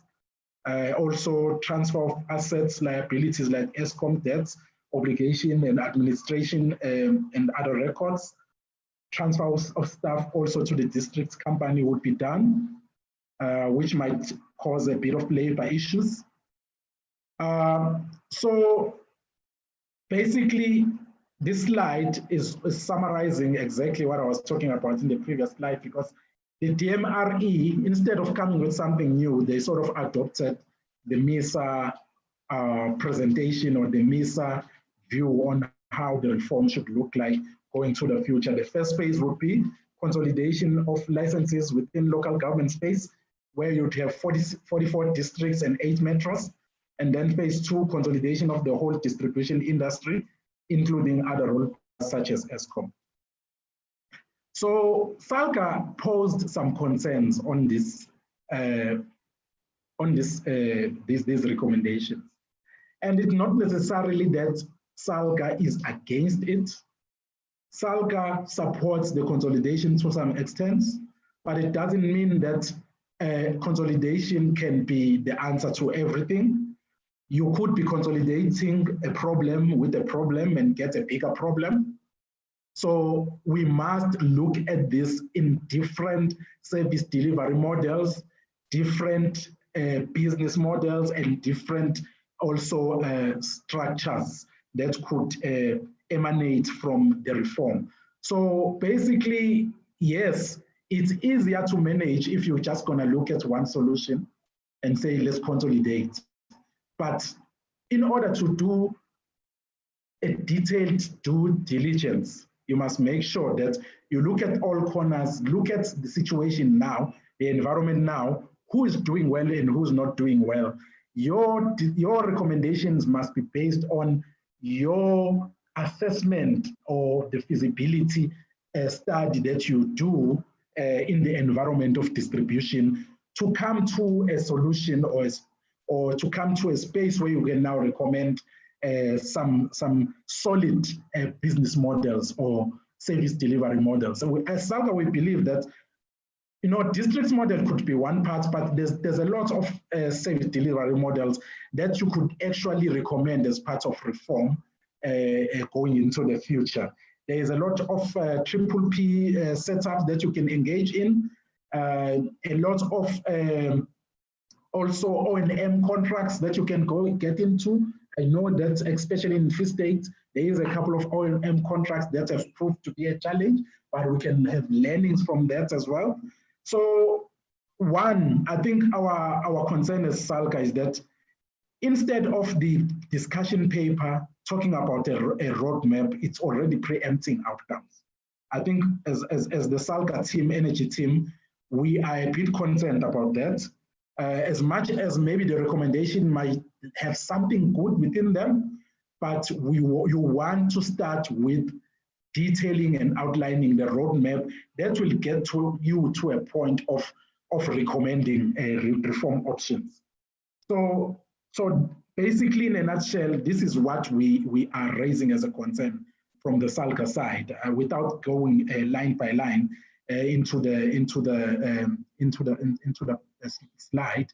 I think one other major thing for us as SALGA, we have to make sure that we are part of the process that has engaged on a rigorous consultation with our members, because as much as our members would have challenges, but they still remain constitutionally executive authority over electricity.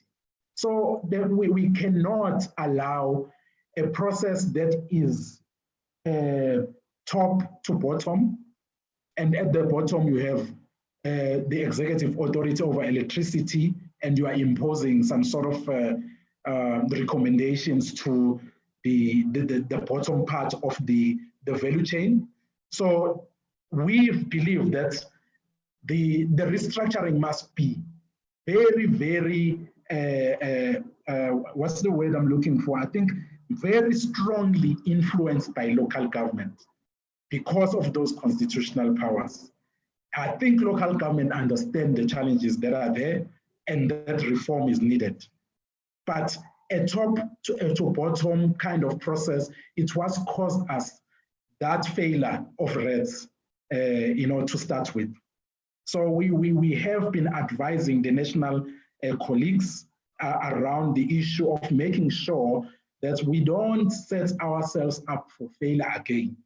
We must make sure that we realize and acknowledge the powers and functions of municipalities and consult and take the municipalities with us towards the options, the better or the sustainable options for reform or for the future electricity distribution industry. So the overview of our suggestions is that one, we must confirm municipalities that have powers and functions. Excuse me, Chair, I need to connect my computer to a power supply.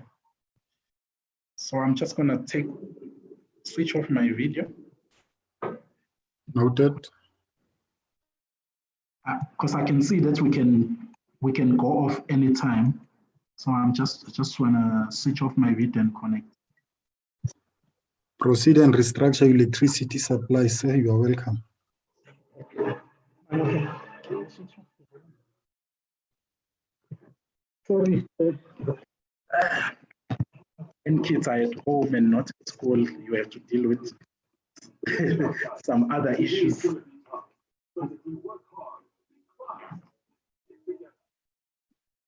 So, Chair, my apologies to the members for that as well, the disruption. So part of our suggestions that we can have comments on at a later stage is that, one, we need to confirm the municipalities that have powers and functions for electricity distribution in terms of the constitution and map out a process to ensure that electricity distribution service authorities are aware and able to fulfill their executive functions, and also look at the status quo of the existing distribution arrangements. We must analyze that to identify which arrangements are working and which arrangements are not working. And that point is talking to the issue of just taking a blanket approach and saying the district model will work for everyone. Also identify micro options for reform of the electricity distribution sector that will provide increased access, quality service delivery, and unlock economic growth. Also achieve conducive operational environment and financial sustainability of municipal distribution and utilities, considering the ESCOM role within their jurisdiction. I think we were supposed to even amplify that the reform going forward must consider the relationship that ESCOM will have with the municipalities in their jurisdiction. I think that is quite important as well. And also, we need to understand what is taking place in the ESCOM unbundling and whatever kind of entity that is going to come out of that process, what kind of a relationship will it have with municipalities as it stands? So it's a concern also that this unbundling can be done in closed doors without local government being part of it as well. So we're finding ourselves with two parallel processes, which might actually be a problem going into a future because we might not be synchronized or we might not be in sync in terms of what comes out of the ESCOM unbundling and what comes out of this national discussion around reform. We must also look at the legislative and regulatory implications, including proposals for possible new legislation or policy amendments and reviews. Also possible financial implications, including fiscal recommendations and proposals. And also we must have a detailed executable plan and strategy to implement the outcomes of this work, including resource support plan. I think as you can see, members and chair, this slide is trying to actually advise the national process that please don't actually go forward or preempt what the outcome must be while you have not really detailed the due process of how you get to a point where you now have restructuring that is agreed upon with everyone and everyone has been consulted on that. So an example of a roadmap that we have submitted or proposed to the national process. We have 3 stages around the roadmap components that we are suggesting. One, the discussion paper must look at the outcome. What are the key outcomes or the key outputs of the reform process? And then second one, what are the structures to oversee the reform process at political level, design and provide expert advice to the process, to implement the process? And then lastly, what are the phases and the processes to implement the reform process? So our belief as the SALGA team is that this should have been a discussion paper, not a paper, a first paper, which is already talking about preconceived ideas around what should happen in the reform. As SALGA, we believe that the outcomes of the reform process must give out which municipalities executive authorities over distribution in terms of Schedule B of the Constitution. How does the roadmap for ESCOM distribution as part of unbundling the roadmap link to the municipality electricity distribution mechanisms, whether it's internal or external? Which existing service delivery mechanisms are working well and why? Which are not working well and needs to be revisited? Regularizing all arrangements that are working well. An example, SDA between executive authority and distributor. Service provider, which applies not only to ESCOM, but also to local municipalities which are not authorized and may be asked for another municipality next door to have an SDA with them and provide those services. How should Section 78 process be undertaken as per the executive authority? Because also this is why the national top to bottom process is a problem, because it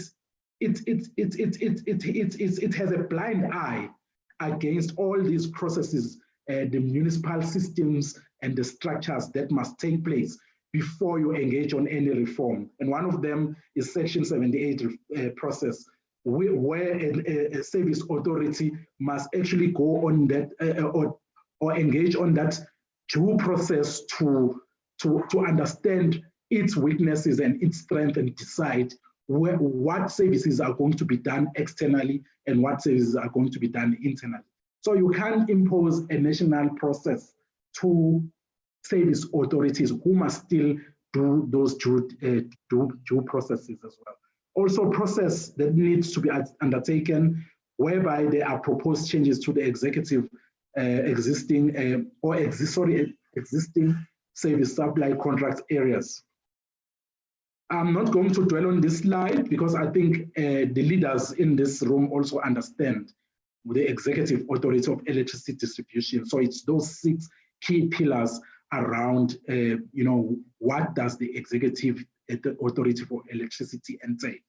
So we have also overemphasized this executive authority with the national process, that in order for us to all get into a point where we are aligned, we must not be blind of the executive authority of municipalities. That's why there must be a rigorous consultative process with the local government sphere to get to a point where we are all aligned about what needs to happen going forward. I'm not going to also talk to this slide because it's just unpacking the executive authority of municipalities. Also, this is just unpacking the governance that you find typically in municipalities.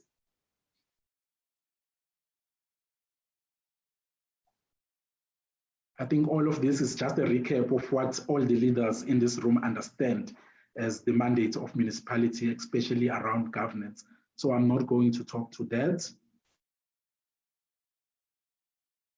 Also, I'm going to skip that, but maybe talk to it just a little bit. That at this point in time, there is no accountability and no governance in ESCOM supply areas.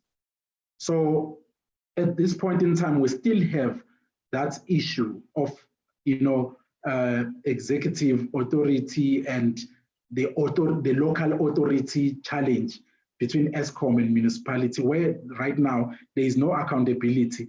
And it also must inform that national process that, you know, the unbundling of ESCOM, be it being behind closed doors, will cause a lot of problem for us because we don't know what kind of an animal are we going to be dealing with going forward. And is that animal still going to continue as its own executive authority within a jurisdiction of a municipality? We don't know. So we keep on raising this issue at national level that we need the ESCOM unbundling to also be part of this discussion at national level as well.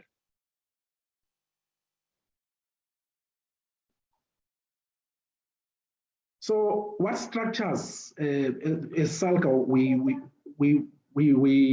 we have suggested or recommended some of the structures or to identify the structures for the reform process. So, or what these structures needs to be doing. So if you look at this slide, we sort of in a high level address the issue of what should these structures do. One, oversee the reform process at political level, which means that the politicians of local government must be part of that oversight as well. Design and provide expert advice to this process.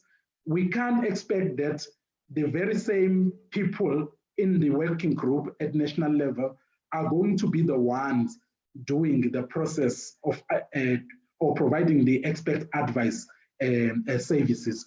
We need independent people who are going to be independent expert advisors to advise and look at the process from outside.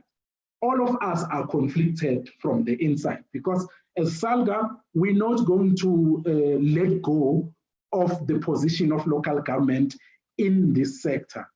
And as DMRE might have other views or other perceptions about local government, and might look at the future as maybe, I'm making an example, as maybe saying, no, the local government model doesn't work. We need to just get rid of local government. I'm just making an example. We all have different positions around the restructuring, and we hold positions of the institutions that we come from. So we need to have the independent experts to be a panel that will be providing that expert advice and looking at the reform from the outside as well. And also to implement, manage, monitor, and process at technical level. So we suggest that there must be formation of the political leadership structure, establishment of and the scope of work for the industry reform expert task team, establishment of the technical structures and modus operandi, ensure coordination mechanisms, particularly in terms of the ESCOM process and the municipal processes.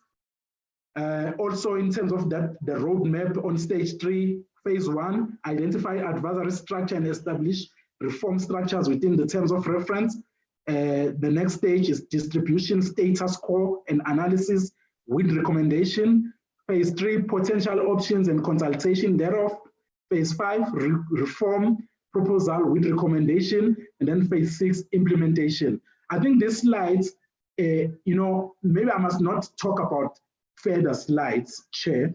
I'm going to end on these slides because I think this is what SALGA strongly believes should have been the discussion paper on reform, not a discussion paper that has recommendations and preconceived views or options for reform.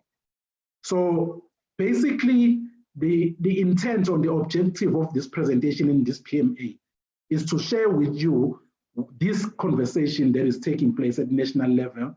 What is the thinking at national level?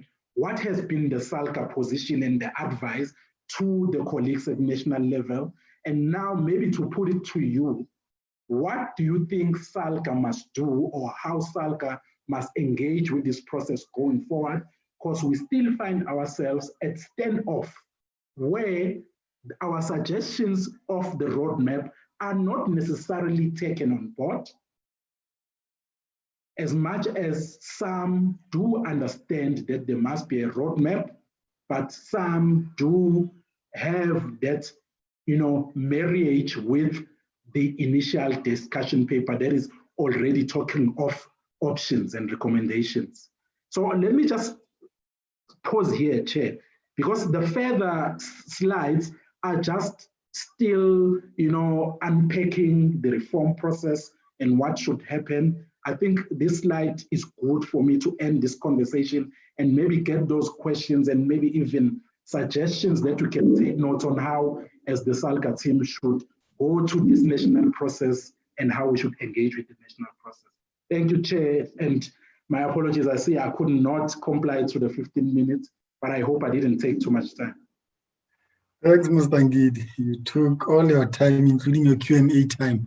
But nonetheless, the delegates are here and we'll allow a moment for questions in line with the presentation that has been given.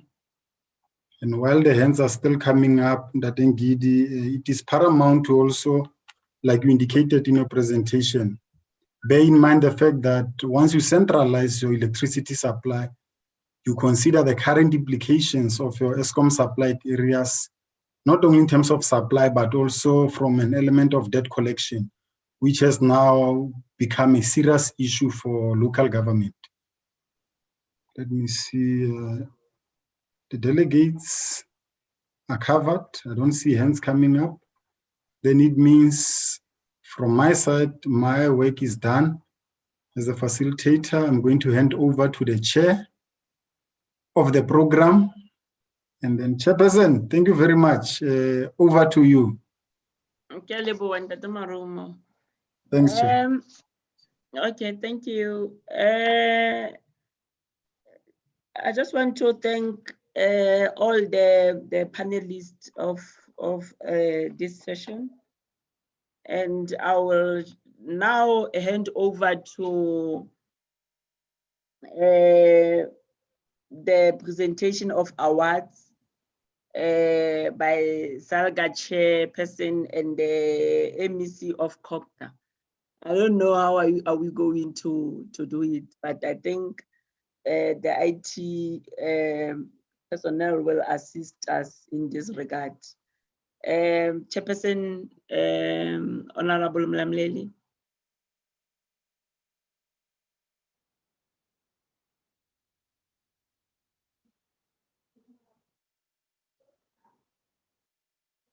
Chair.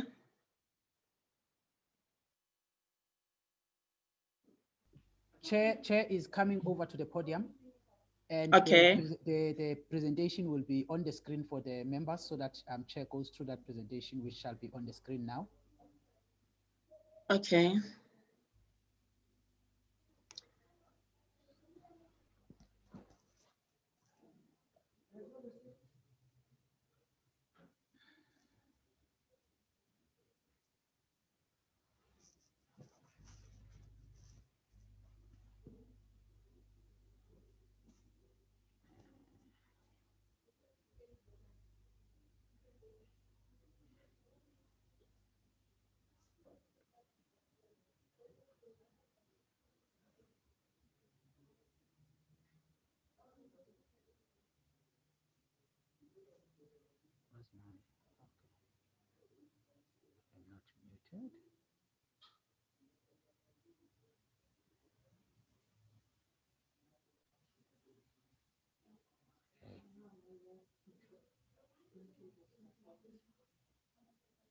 I can't quit Zoom.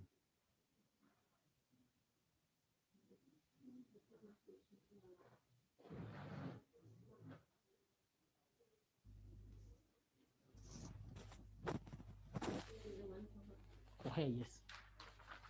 Yeah, please. Oh, she's gone to where we present from. Oh, yeah.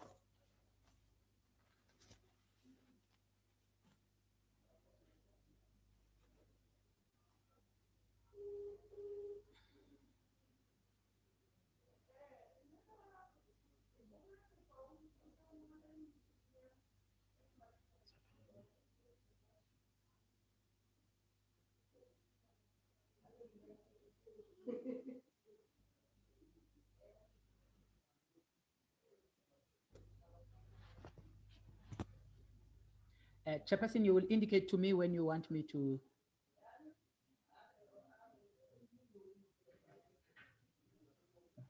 Yes. Thank you very much. PO, am I audible? Yes, you are audible, Chairperson. Thank you very much. Can you see on the screen, first of all, Chairperson, so that I can just move the presentation according to you? Yes, but let me just make an introduction of you know, as a scholar, I think it's important for me to again define the word awards. An award, I think, is for a specific.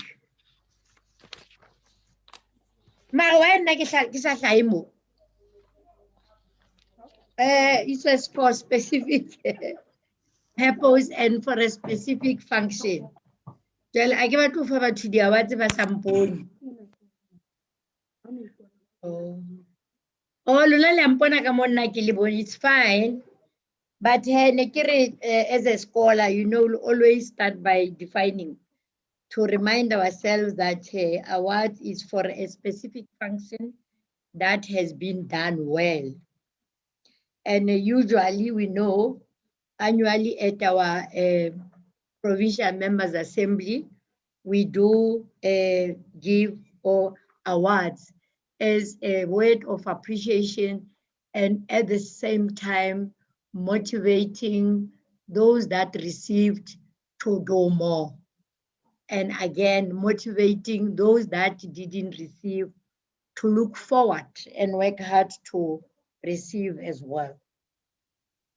Then the next one, the next slide. The first one is the settlement of SALGA membership fees. Under settlement of membership fees, ladies and gentlemen, it is to recognize members who take advantage of the SALGA early settlement discount framework. And you remember that when I say members, I'm referring to our member municipalities. For the municipalities who take advantage of that early settlement discount framework, that when they just receive their first equitable share, they consider, among others, the payment of the levies. Number two, to recognize members who payment membership fees by the due date of 31st July annual, those that are paying within a record time.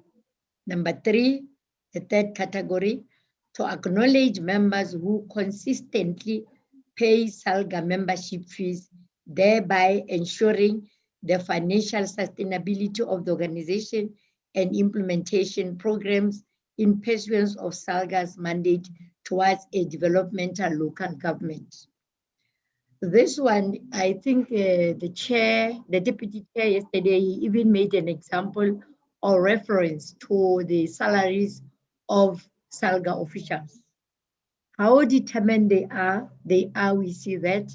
But as workers, as normal officials, they will also love to get the salary at the end of the month and the other benefits as well. So if we are not paying, they will be unable to recognize that. So this is this category. The next one, early settlement account. Now, under early settlement discount, the winner will be Qarib District Municipality. So Mema Sanka, under her leadership, Imbokoto Kaloku, under her leadership, and she has been very consistent.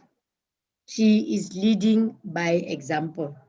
So Qarib, thank you very much. If we were physically meeting, we'll really be giving you and handing it over. It will be sent to you. But fortunately, Executive Mayor Mema Sianka, she's with us here at the office. But you are the winner, and congratulations, and keep up the good work. Ke rata Sesotho se re o tshepelwe ntho tse nyane kajeno hosane o tlo tshepelwe tse kgolo. Congratulations. Now the local municipality, the winner here is Tswelopele local municipality.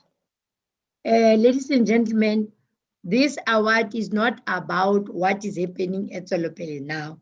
It is what we have been looking at Tswelopele from the beginning of the year. So Tswelopele, congratulations, no matter what is happening, because we look at things from different perspectives, but we are saying here for now, you are the winner as a local municipality that is consistent. Now the district municipality that has been consistent in doing their payments, it is Lejwe-Leputswa District Municipality. The Lejwe-Leputswa District Municipality is therefore congratulated. I'm not sure whether they are represented, but congratulated because it is also led by the Deputy President of SALGA, which means that he is leading by example. Congratulations, Lejwe-Leputswa District Municipality. Now, the other municipality that is considered for as far as the payment is concerned, they are also even in good standing. It is Mangaung Metro Municipality, where we have representatives in the POBs, where we have the chairperson is coming from and members of the PEC. Then it means, I'm not blowing my whistle, and it means the chairperson is leading by example, and Mangaung must continue to pay well as they did so that other municipalities must take from them. Congratulations, Mangaung Metro. I hope the acting mayor is here. Now we are coming to the other category. That was the category of payments. That was category of payments, only payments. Now we are coming to, ladies and gentlemen, the category of improved MFMA audit outcomes for 2018-2019. Let's go to the next slide to look at the improved MFMA audit outcomes for 2018-2019. What actually do we recognize? We recognize member municipalities whose audit outcomes have improved from the previous financial year. To inspire, I like that word inspire, to inspire members to strive towards unqualified audit outcomes without findings, to inspire them to go towards a clean audit. To acknowledge members who undertake to ensure good governance, sound financial management, and leadership towards improved service delivery. So this is the with regards to audit outcomes of 2018 and 2019. So those are the following. And the improved MFMA audit outcomes. They improved from disclaimed to unqualified audit outcomes. That is Ngwathe local municipality and Phumelela local municipality. So congratulations for this improvement. Then it means now we are inspiring you to go now to clean audit. Congratulations, Ngwathe local municipality and Phumelela local municipality.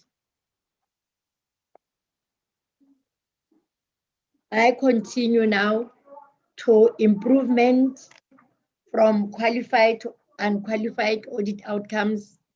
The winner is Thabo Mofutsanyana District Municipality. Thabo Mofutsanyana District Municipality has been very consistent. And I want to take this advantage to say the municipal manager is a woman, the executive mayor is a woman, I believe even the CFO. So congratulations, Thabo Mofutsanyana District Municipality. You are now inspired to make sure that you go now straight now to clean audit. You have been here for a long time. Now you must qualify now o kgwe letswele lena la unqualified o ko jumpe o ye ho qualification. I remember those days when we used to jump when you see the green for Free State because of you. So ladies and gentlemen, let us, and you must do it, let us congratulate. Ba kgona go opa matsoho, ba ope matsoho, kutlwe la re sa utlwe ke sa bona re ope matsoho. Those are the hands. Ladies and gentlemen, this is to inspire. This is to inspire. Remember our theme. It is also going that way. With all these words, ladies and gentlemen, thank you very much with the awards and the PDO. Please ensure that the municipalities are getting their awards. I know I'm not sure. I want to plead. I'm just pleading. I want to plead with the organizers, the office of Ntate Fotwa, if it is possible.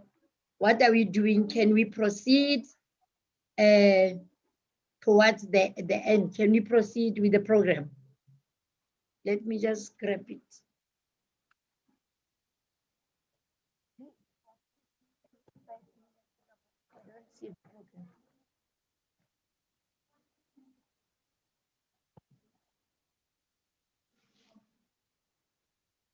Yes, I think I propose that let us proceed PGO if you agree, so that we go up to the closing, then we can have lunch while preparing for the media briefing. PGO, what is your intake on this?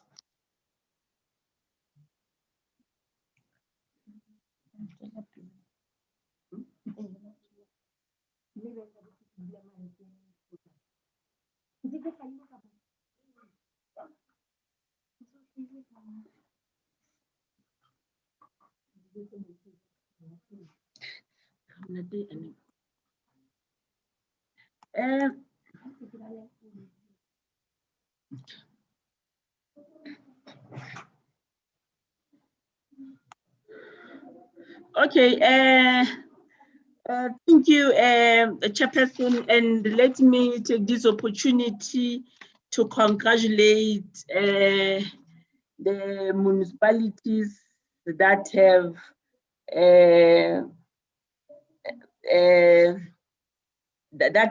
the awards.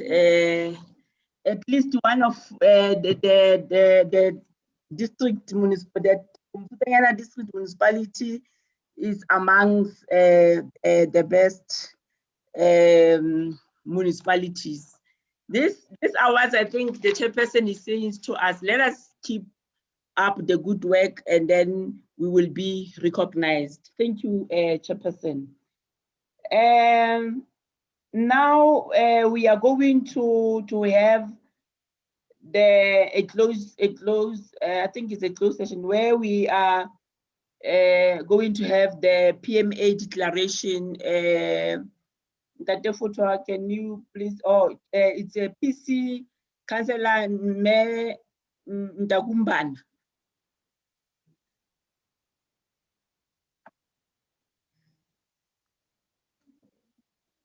Me Ndagumbana.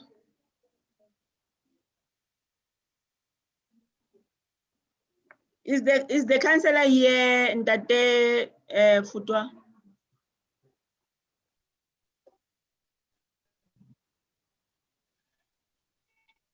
Oh, okay.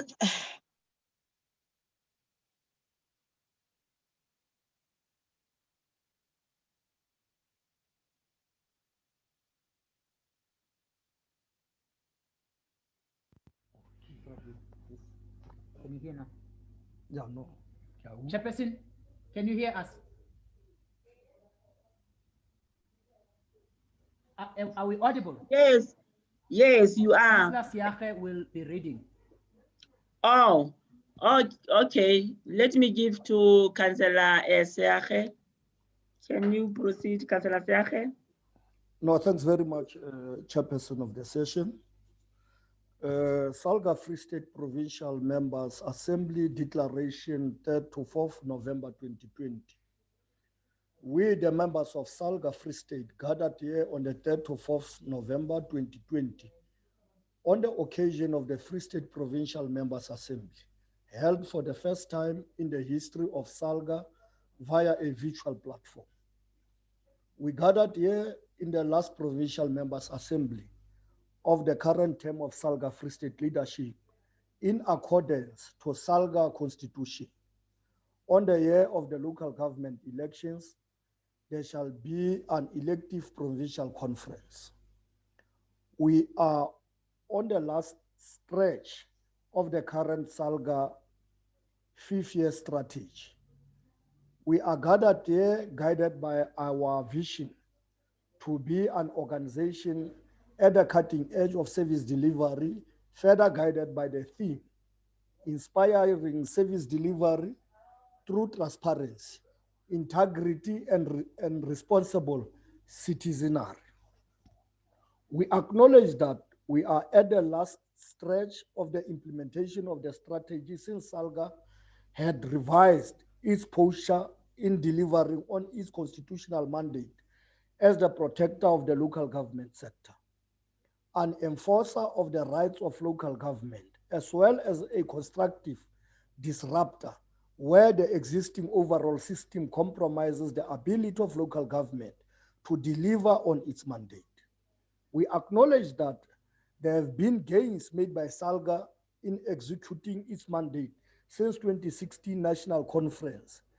This is demonstrated by the annual NEC address on key policy advances impacting on local government and the voice of local government, which has been clearly articulated in the IGR space. We hereby adopt this declaration in a firm belief that we work together to realize the vision and missions of SALGA with its renewed call to strengthen its mandate as the voice of local government. We recognize that municipalities in this financial year has been confronted with multiple structural challenges such as COVID-19 pandemic, economic regression, and associated negative impacts. The current COVID-19 pandemic has increased demand for municipal health services over and above what is currently provided for in the norms and standards.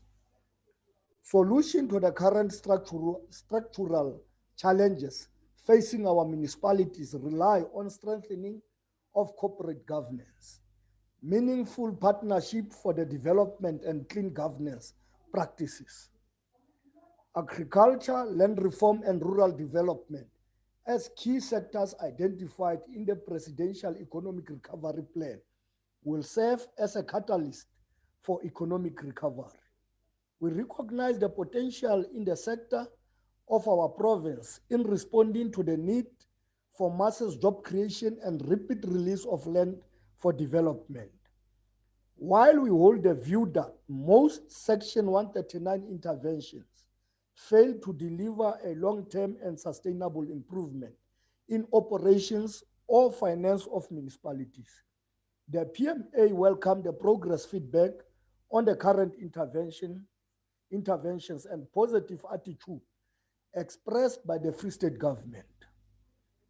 The 2018 Public Sector Ethics Survey conducted by SALGA, COCTA, and DPSA stated that the top 2 ethical challenges experienced by municipal employees are general political interference and political interference in appointments. The current pandemic has to a certain extent negatively impacted on the cornerstone of our democracy, which are elections.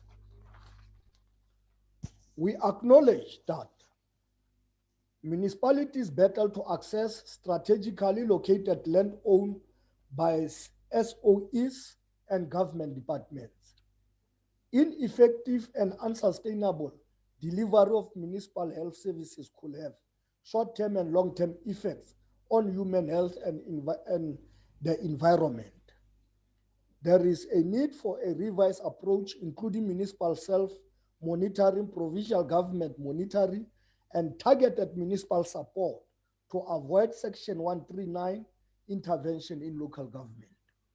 The existence, governance frameworks, and standards all deal with issues of integrity, but are silent on some of the most pressing ethical challenges facing municipal leadership. There are plans in place by the IEC to facilitate for free and fair local government election in 2021. We now declare that SALGA Free State shall, in line with its mandate, play a role in land reform process to address the fragmentations issues on the land administration, lobby and advocate for the increase of appointment of environmental health practitioners to address backlogs and ensure safe and healthy environment.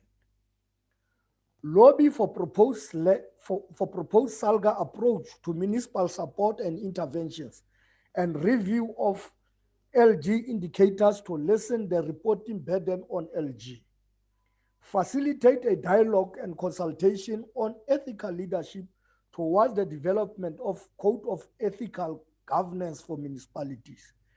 In line with organized local government mandate, contribute to and support stakeholders in the successful hosting of local government elections.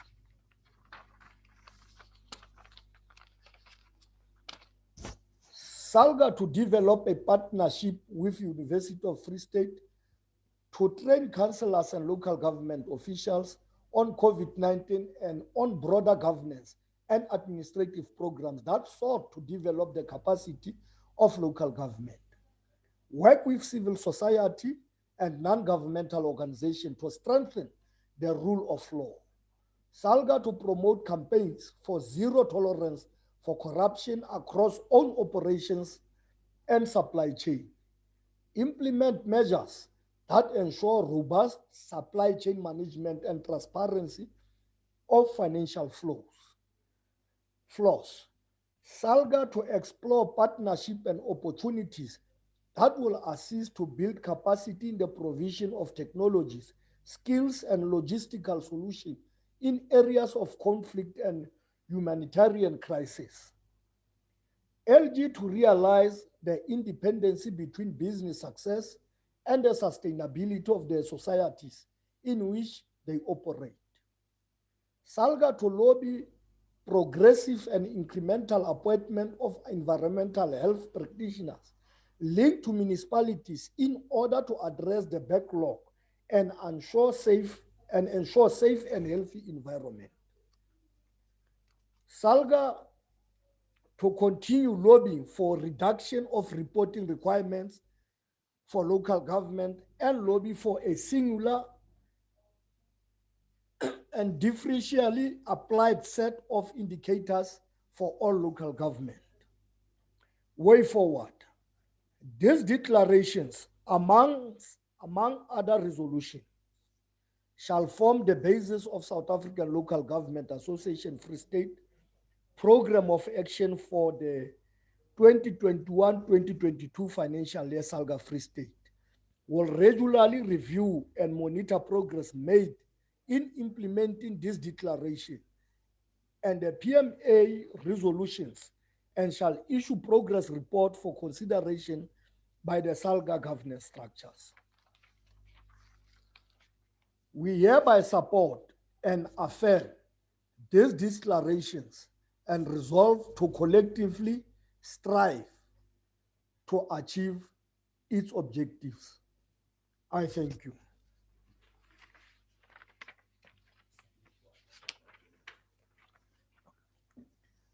I will now invite any hand for the adoption of the declaration.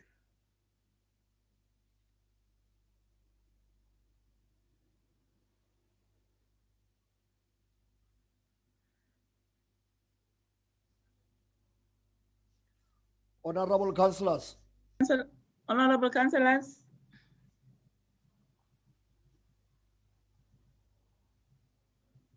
Any move? Honorable, I move.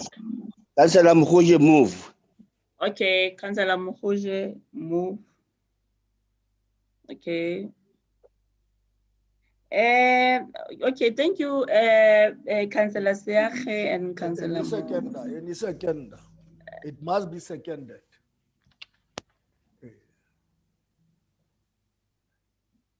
Councillor Mlamledi seconding.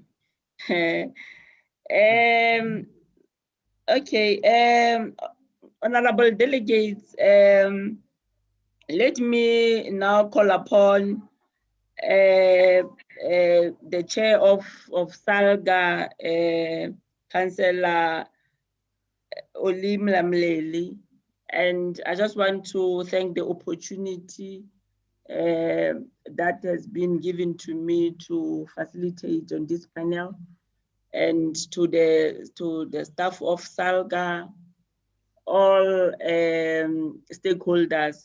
Thank you so much for behaving like the way you are now, listening, engaging to each and every presentation. Thank you so much. The MEC and the officer of the MEC and Khadisha, Dr. Chetty, thank you so much. I will then call upon Mayor Odimlamleli to continue.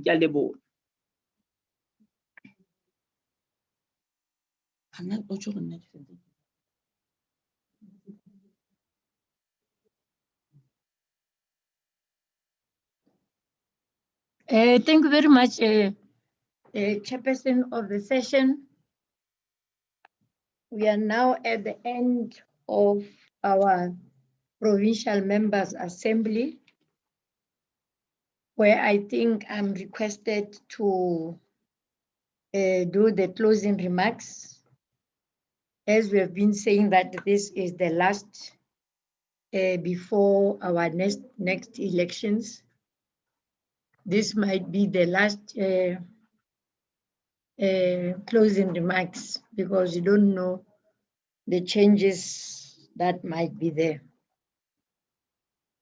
Program Director, the MEC for COCTA, Honorable Ngangisa, who's also the acting Premier, the MEC of Treasury, Honorable Brown, Khadija Brown in absentia, members of the Provincial Executive Committee of SALGA, mayors, speakers, chief whips, and all councillors and delegates present, respective leaders of local government and municipalities, the House of Traditional Leaders, and all SALGA stakeholders and SALGA officials from the province as well as from national.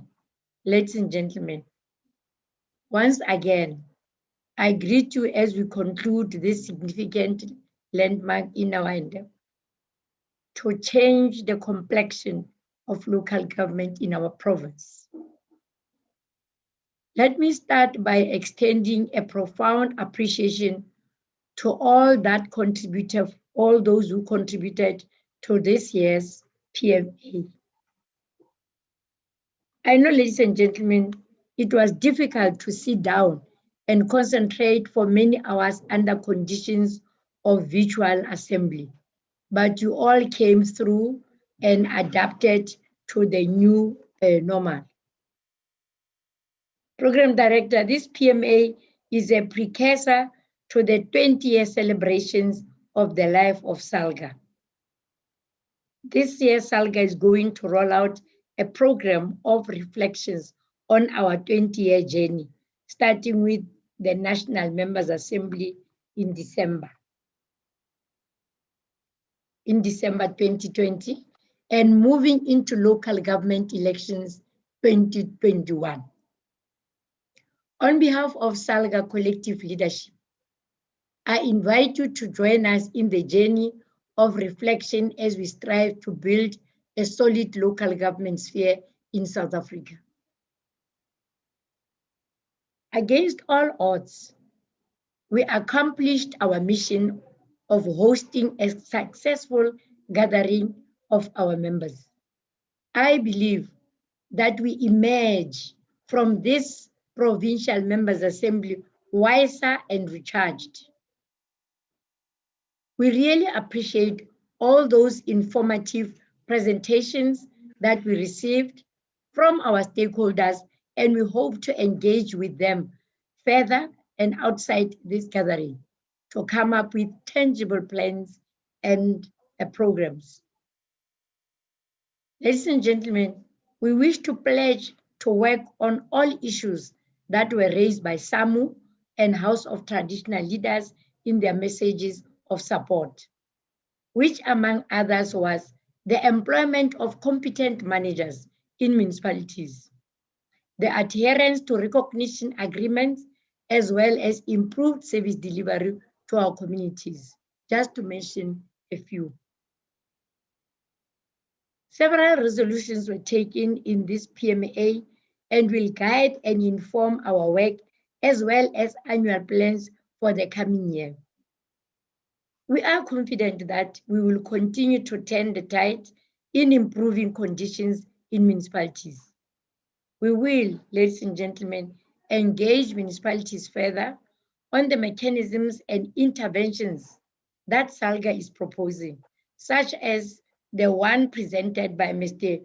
Lance Jewell from National on dealing with audit performances of municipalities, the intervention framework on climate change compliance, and many others. Program Director, we do appreciate the presence and contribution of the Honorable MEC of Kokta, who is acting Premier, and the Office of the MEC for Treasury, and raising issues that we extensively discussed yesterday. We will continue to work with these offices to find lasting solutions to municipal problems. As indicated in my opening remarks yesterday, I wish to reiterate that we will be endorsing and contributing to the Responsible Citizen campaign with the aim to revive the culture of payment for municipal services. We wish to thank our sponsors, MTN and Old Mutual, for their continued support and willingness to partner with local government to provide solutions that will benefit our communities. Lastly, Program Director, on behalf of the Provincial PEC, let me thank the Mayor, the speakers, the Chief Whips, and senior managers that have ensured that SALGA levies were paid. We cannot, Program Director, overemphasize that without these levies, SALGA will not be able to implement its programs of supporting our municipalities.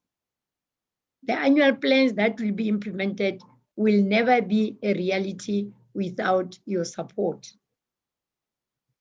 As we prepare to go to the National Member Assembly, we wish to urge those that have not honored their end of the bargaining to do so. That will go and influence discussions and dictate the local government agenda at the National Members Assembly. With those few words, I want to thank you and let all go back to work and serve our communities and support our communities and support our officials and support our leadership, ladies and gentlemen. I want to say to you in different languages so that you must always remember me. Obrigada, that's Portuguese. Sheshe, that's Chinese.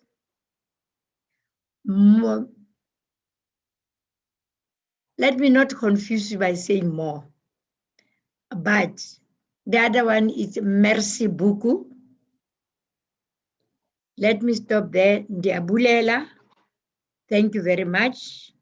Kia leboha, baya danki, and thank you. I think this is now the end of the, then I need to declare the Members Assembly of SALGA membership of the municipalities in Is somebody saying anything? I'm declaring the Provincial Members Assembly of Free State Province held from the 3rd to the 4th here in Bloemfontein through visual. Then the membership, the assembly is declared closed till we meet again at National Members Assembly, and when we'll be celebrating the programs of 20 years of the life of SALGA. Thank you very much. The PMA is adjourned. Sabule, Enkosi. malibongwe.